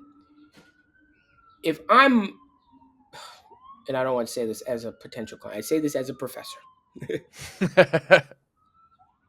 and as a citizen. Yeah. People hire law firms, especially these big ones, to defend them, especially against the federal government, which is a very difficult thing to do when the federal government comes down at you. I 100% agree. But if I can't trust that you will go on offense yourself and understand what defense you need to play, how can I do it when I have a big issue, a big problem? I thought we were the big problem solvers. That's a real point. That's eh, that's a real point. And what's interesting there is, so if you're like, if you, let's take a couple of firms that have settled, Paul Weiss, Skadden, great firms. We both worked at Skadden. I had an offer from Paul Weiss. Yep. Twice. Yeah, there you go. Yeah, pretty. Yeah, it's one thing for people like the big law. These big Wall Street firms is such an interesting world. If you're in it, you know it well. If you're outside it, you have no reason to really learn what it's like. But basically, you have a very large number of firms that do approximately the same work, are hiring from the same group of people, and have their clients overlap. Like like Bank of America they'll have like 20 law firms that are doing different Yeah. things for them. And the point of that is that if you're looking to hire a law firm to defend you, on some whatever it is, the government is going after your company or is going after you or whatever, you have a lot of options available if you're willing to pay that kind of money. Yeah. Like all of them are charging a ton of money, but if you have 20 firms that are, and it's more than that, but if you have 20 that are similarly situated where they can give you approximately the same quality of legal services, you're making a real point that like there are going to be people that look at this and think, okay, I'm going to look at, if I've got this big, bet the company litigation, whereas before I might have gone with Paul Weiss, now I'm looking at Williams and Connolly, Yeah. or And, whatever. and I get it, like, right? It's not it's not an easy decision to make, and I'm sure they're above my pay grade business decisions. Right. I'm sure strategy has went into this, um, and I can't say they have gotten it wrong. I'm not saying that. Sure. Time will tell. Right. But I do think it does affect how law students are going to look at law firms. Yeah. Potential clients are going to look at law firms, um, and right, it's not just the legal field. Every across the board, these conversations are being had across boardrooms in America, right? Um, but I would hope the legal field, right, Mm-hmm. are the defenders, are the ones who are um, prepared to take on a fight. And if the answer is, and you have to think Paul Weiss, right? Loretta Lynch, Jay Johnson, former Attorney General, former Secretary of Homeland Security, Ted Wells, a major black partner in New York City. You've had to think they thought this through. Yeah. Um, and I hope so. I hope so. Yeah. I mean, there's a lot that's, Yeah. I don't know. It's gonna be interesting to And see how it all plays out. as a student, right? I would love to have been on the wall. And I've spoken to some partners at different law firms about how people are handling this, friends, mentors, stuff like that. Sure. Uh, it's not easy. It's not easy. And like I said, time will tell if these are the right decisions. But I would. It's just like, if not them, who is fighting? Right. Yeah. Here you have people who's like the firms, so that they're, and granted, it's complex. Like these are situations where they obviously they're making a lot of money, but if this goes the wrong way and they don't settle, like it They could could lose really impact. clients. They could lose Oh, the access to federal buildings and all these yeah. the weird stuff that, and obviously, like, we need to also be saying, what is Congress doing, Ah. right? What are the courts doing that Yeah. this is even Uh, sort of still conversation? The threats are still real, right? Like, how has this not been quashed yet? To be yeah. like, no, this is not how we have How we this. do things. This is how this works. But yeah, but it is, so you have these firms where partners are millionaires, and a lot of them many times over. Yeah. Associates are making hundreds of thousands, whatnot, but it's partners making the decision. We're looking at this. The partners, they're making millions, and they make millions. Transactional lawyers is a little different, but litigators especially, like, their job is to fight. They fight. Like, that's the whole gig. You fight on the facts, you fight on the law. Like, you think about arguments all the time. Yeah. And if you, the ones who have such funding that you're like major donors to various candidates and issues, if you're not willing to put that on the line to fight even for like a couple of weeks, it sends a signal to a lot of other. It sends a signal. Put it that way. It sends a signal, and yeah, it's and we'll see how it plays out. We'll see how it plays out. I'm like, Yeah.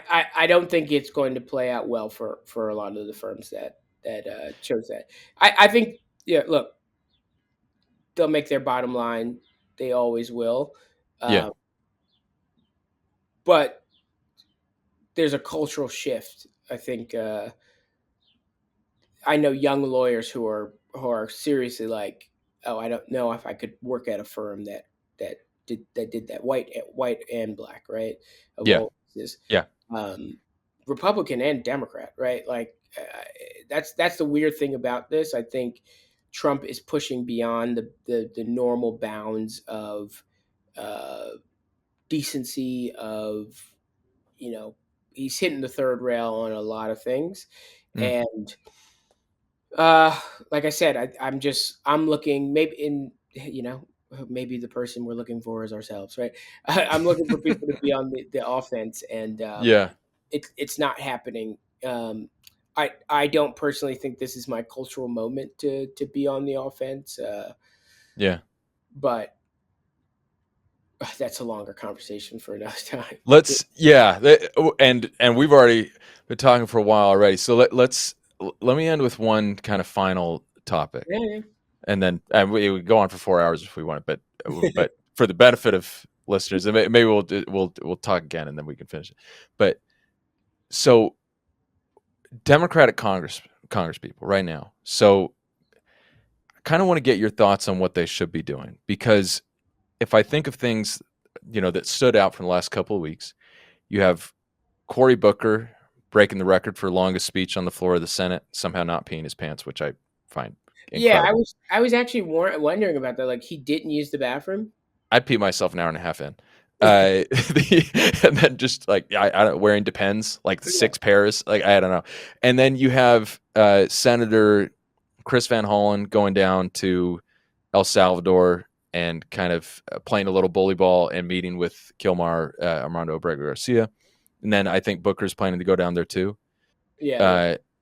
And there has been definitely with meeting with Abrego Garcia, and I wrote an article on this. Like, there's some legit political risk there, and there are people in Maryland noting that Van Hollen is going to, like, this is a legitimately extraordinary effort to go to a foreign country and kind of on his own and play some serious offense to stand up for someone that was a resident of his state but not a citizen, who may not be the most upstanding guy in the world, and has not, like, this is criticism I've seen from the right primarily, but he didn't pay a ton of attention when there were crimes committed against citizens of Maryland by undocumented immigrants. And so, like, when you combine that, this is where you get to, like, there's some messaging questions here. Sorry, I'm looking at the news, and it looks like Bernie Sanders spoke at Coachella. Oh, good. All right. Yeah, for sure.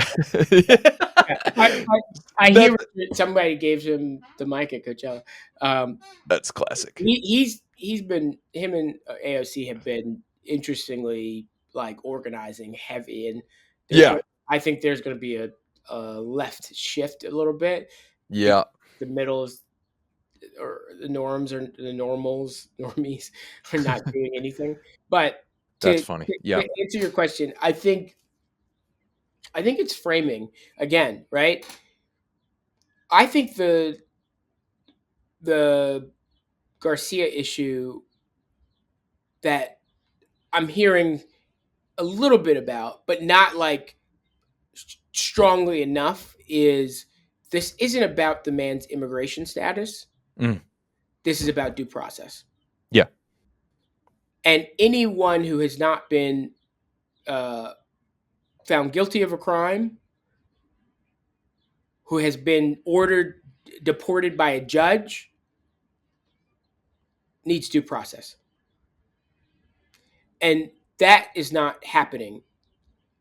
I think as a moral issue, we should still be fighting this no matter the politics, Mm-hmm. right? Like, but I think as a political issue, we need to frame it correctly so it doesn't look like so it doesn't allow the Republicans to drag us into a conversation about um, immigration again, which until we're ready to have that conversation correctly, Yeah. it just puts us in a weird position. Yeah. I also think the Democrats have not done a good job yet, Congress, at putting up legislation, and maybe that's because we don't know what the agenda Yeah. is. But on tariffs, right?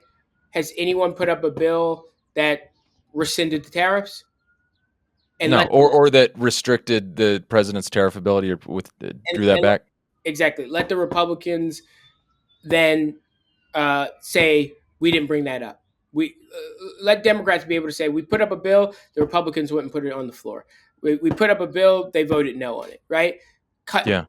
I want every time one of these issues is happening, us to be putting up legislation, right? Yeah. They want to cut Social Security. We're putting up a bill that funds Social Security for the next decade, two Mm-hmm. decades, 3 decades, 4 decades, right?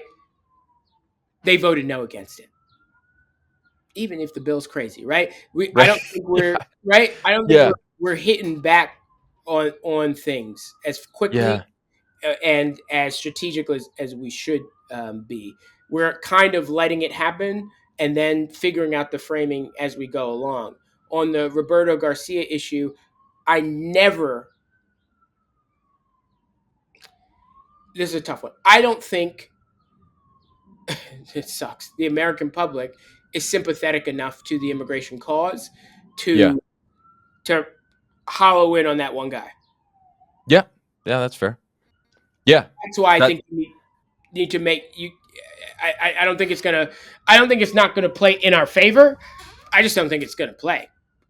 Yeah. I'm not really in my circles. I'm hearing about it, but not like I'm not hearing emotion about it. Yeah. Yeah. And it's funny. Like because like where I get my stuff, it's like elites and Yeah. Twitter, which is a lot of elites mostly, and it's like when I really thought about it and kind of went back and then I did write an article about it.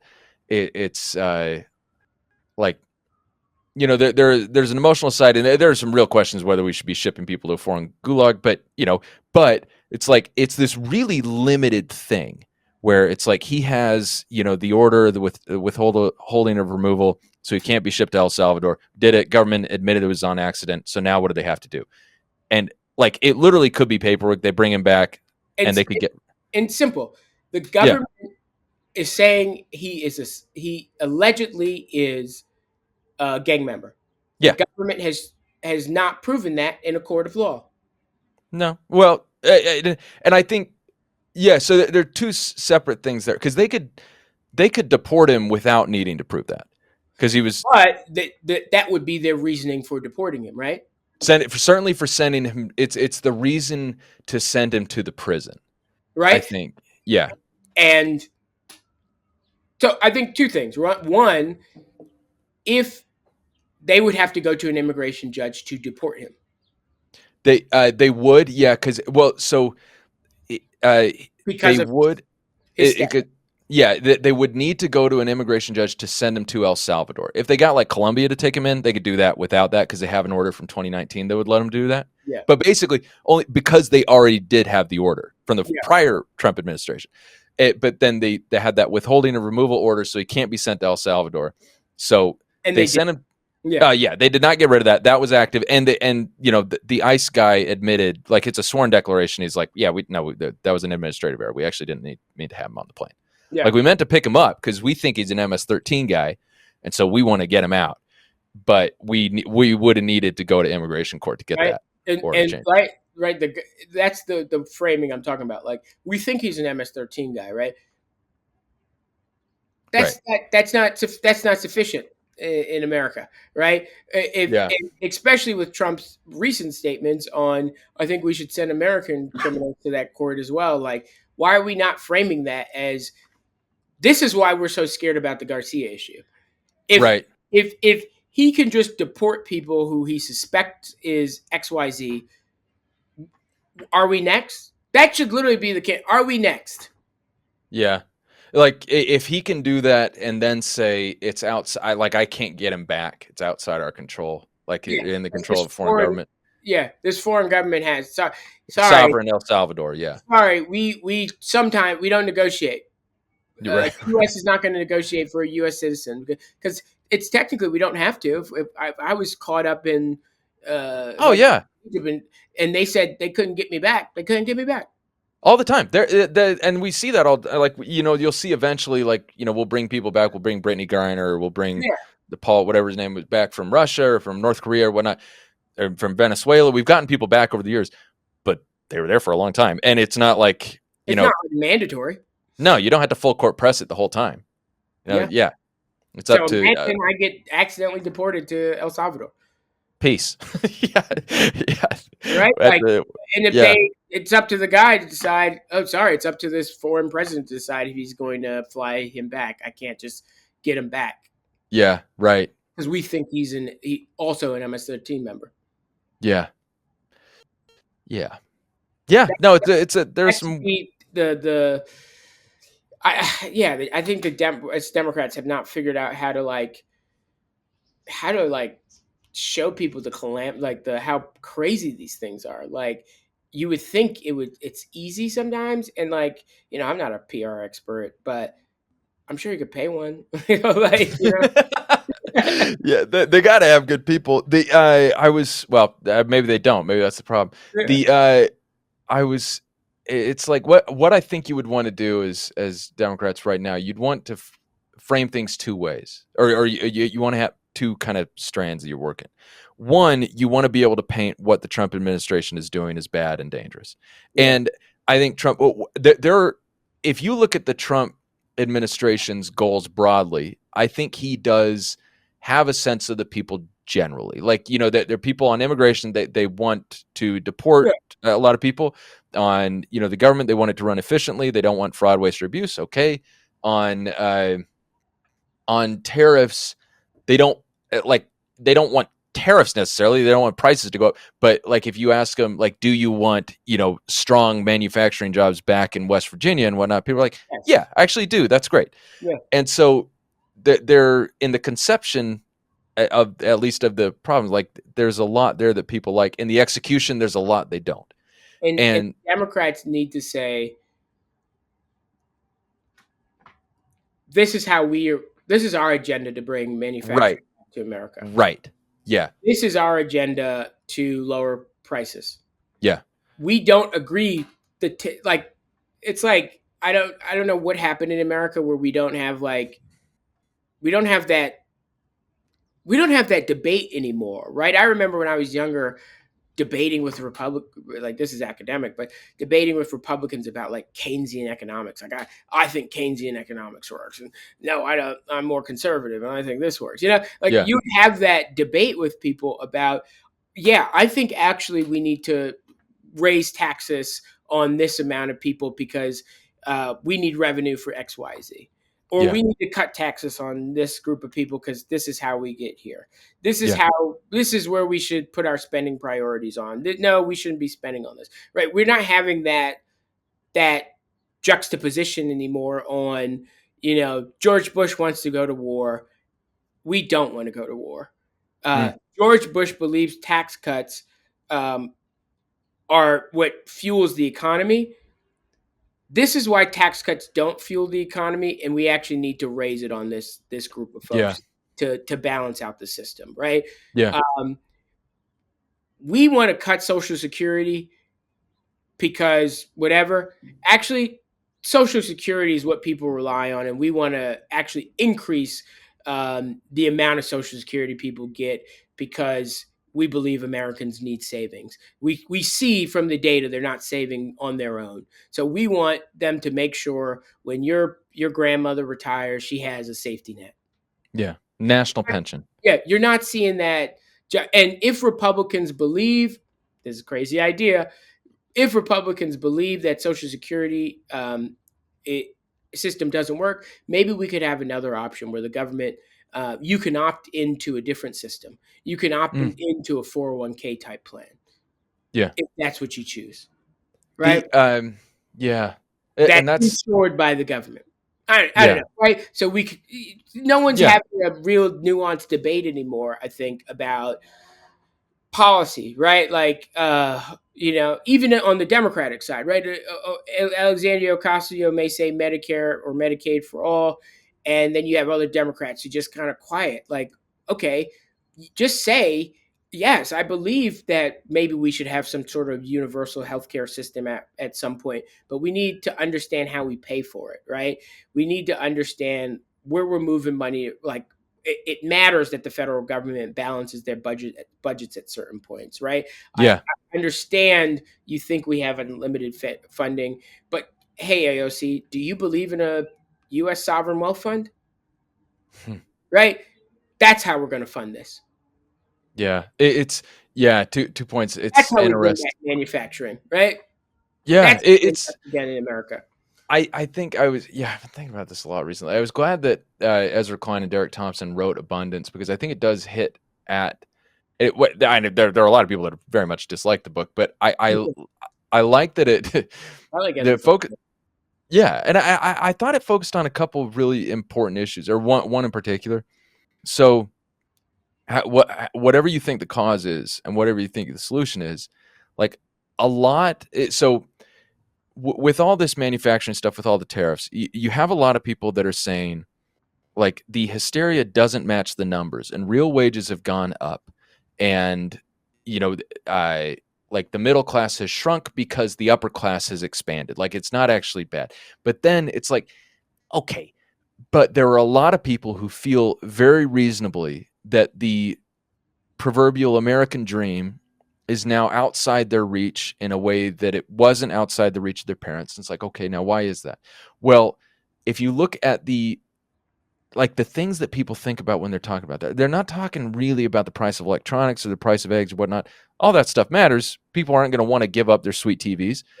But you look, the price of housing. My mother could buy a home on a very low salary. Right? The tangible things, the things that are here. And that's why I think big things. That's why I think the student loan debate is bigger than people are catching it, right? Yeah. If you federal government during COVID could give out PPP loans and forgive them all, give out a PPP loan at a 0 interest rate, because your position was businesses are failing and they need to pay employees. You can't give. It's your money, right? It's the federal government's dollar. You can't zero out the interest rate on student loans right now. That's interesting. So not even right. It's the 20 other creative ideas I can think of how you figure out easing that burden so people can actually say, oh, let me go buy that house now. And and here's the thing. So if you look at the numbers, if we take $2023, 1963 average house sold for $195,000. 2022 is $570,000. and then it dropped a little bit back 2023 because you had a bit of a collapse in demand. It's not supply side increase, and then so that is it's a nearly 3x increase in the price of a house. So even if your wages have gotten better in real terms, they haven't gotten that much better. Yeah, yeah, and And there's been no look. The government basically has two powers: tax and spend, like the biggest ones, right? And the yeah, regulate and all these other things, but tax and spend, yeah, right? No one on Republican or the Democratic side has been creative about how you use these two powers, right? Spending and tax can incentivize or disincentivize behavior, right? yeah, That any economist will tell you this, right? If I really want tax cuts,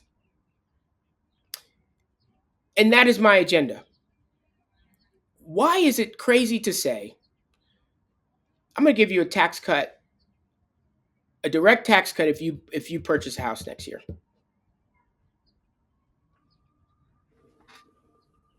Is that crazy? not crazy. It's not even that creative, Right, right? right, right. Somebody will sit there and give me 20 ways to make that better, right? Yeah, Some policy wonks, but I want to incentivize people to buy a house. I realize the issue is housing prices went up. Maybe I can balance this out by you buy a house in 2026.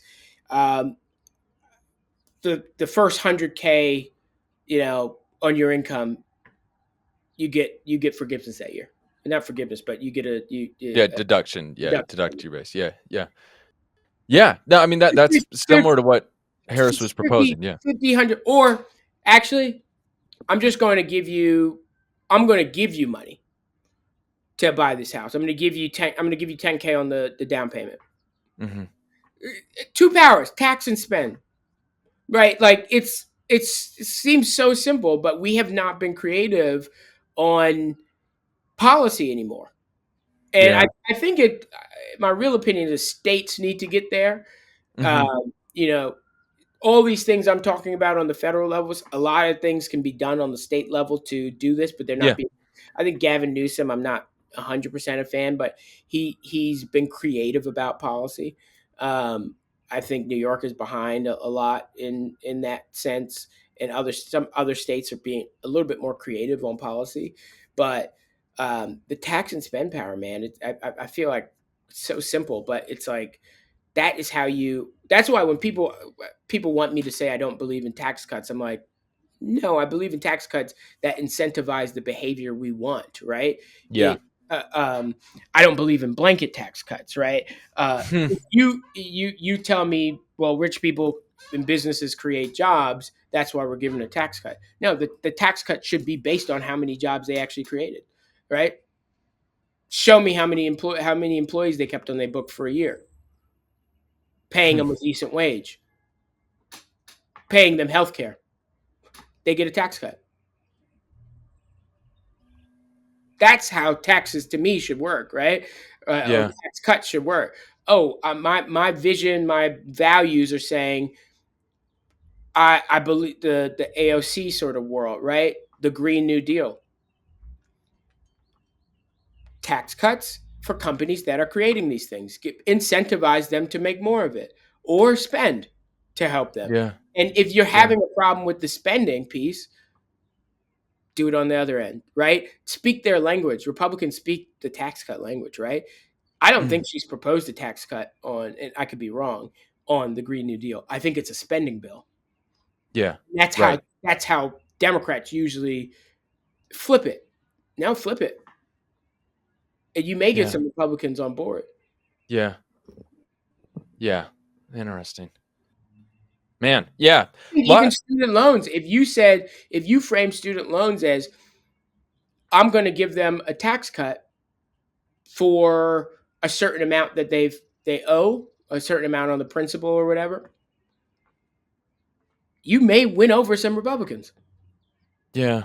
Yeah, no, it seems like there are a lot of ways you can approach things, And you could get really creative. I'm not sure, whether you like. Obviously, there are already on the student loans. There are forgiveness programs if you go into government work or jobs in the public interest. But you could expand out that because beyond that, because that's not the only thing that those are not the only good things you can do with your time.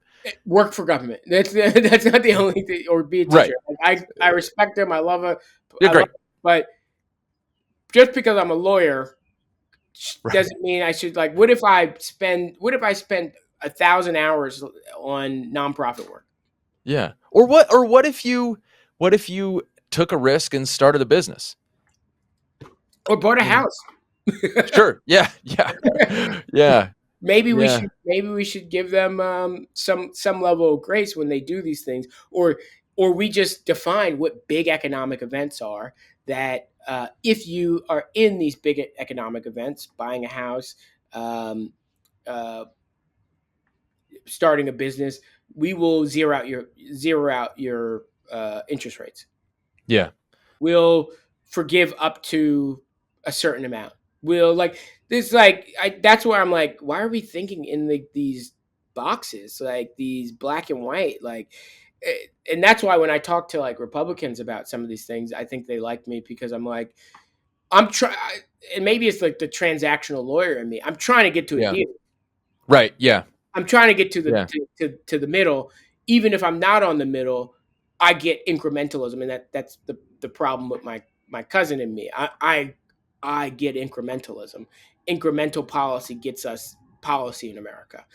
Social Security doesn't happen without incrementalism. Now people love Social Security.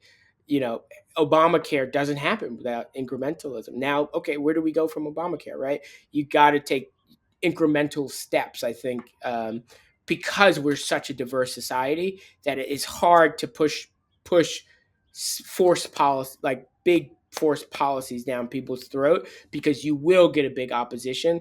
Whether that opposition is fueled by lobbyists and other things, you'll get that opposition. And whether it's propaganda, sometimes that opposition, I think it takes a while to fight those things. Yeah. Man, this is okay. We could obviously go on for a very long time. I do think this is a good place to end. We've touched on a lot of different things. We've left some things unsaid, and we've said a lot of things. Let's since we're at just over 2 hours, we'll stop for today. This has been awesome. We've had Khaair Morrison, good friend, and a man who wears many hats and might don some more in the future. And so with that, we'll stop it there. Khaair, thanks for coming on. Thanks for having me, Nick. All right, and that was the interview. Thank you very much for listening. If you wouldn't mind, please do leave a review for the podcast. I believe those are important. And subscribe to the newsletter, which will be linked in the show notes, or can be found at neverclosetheinquiry.substack.com. Thanks.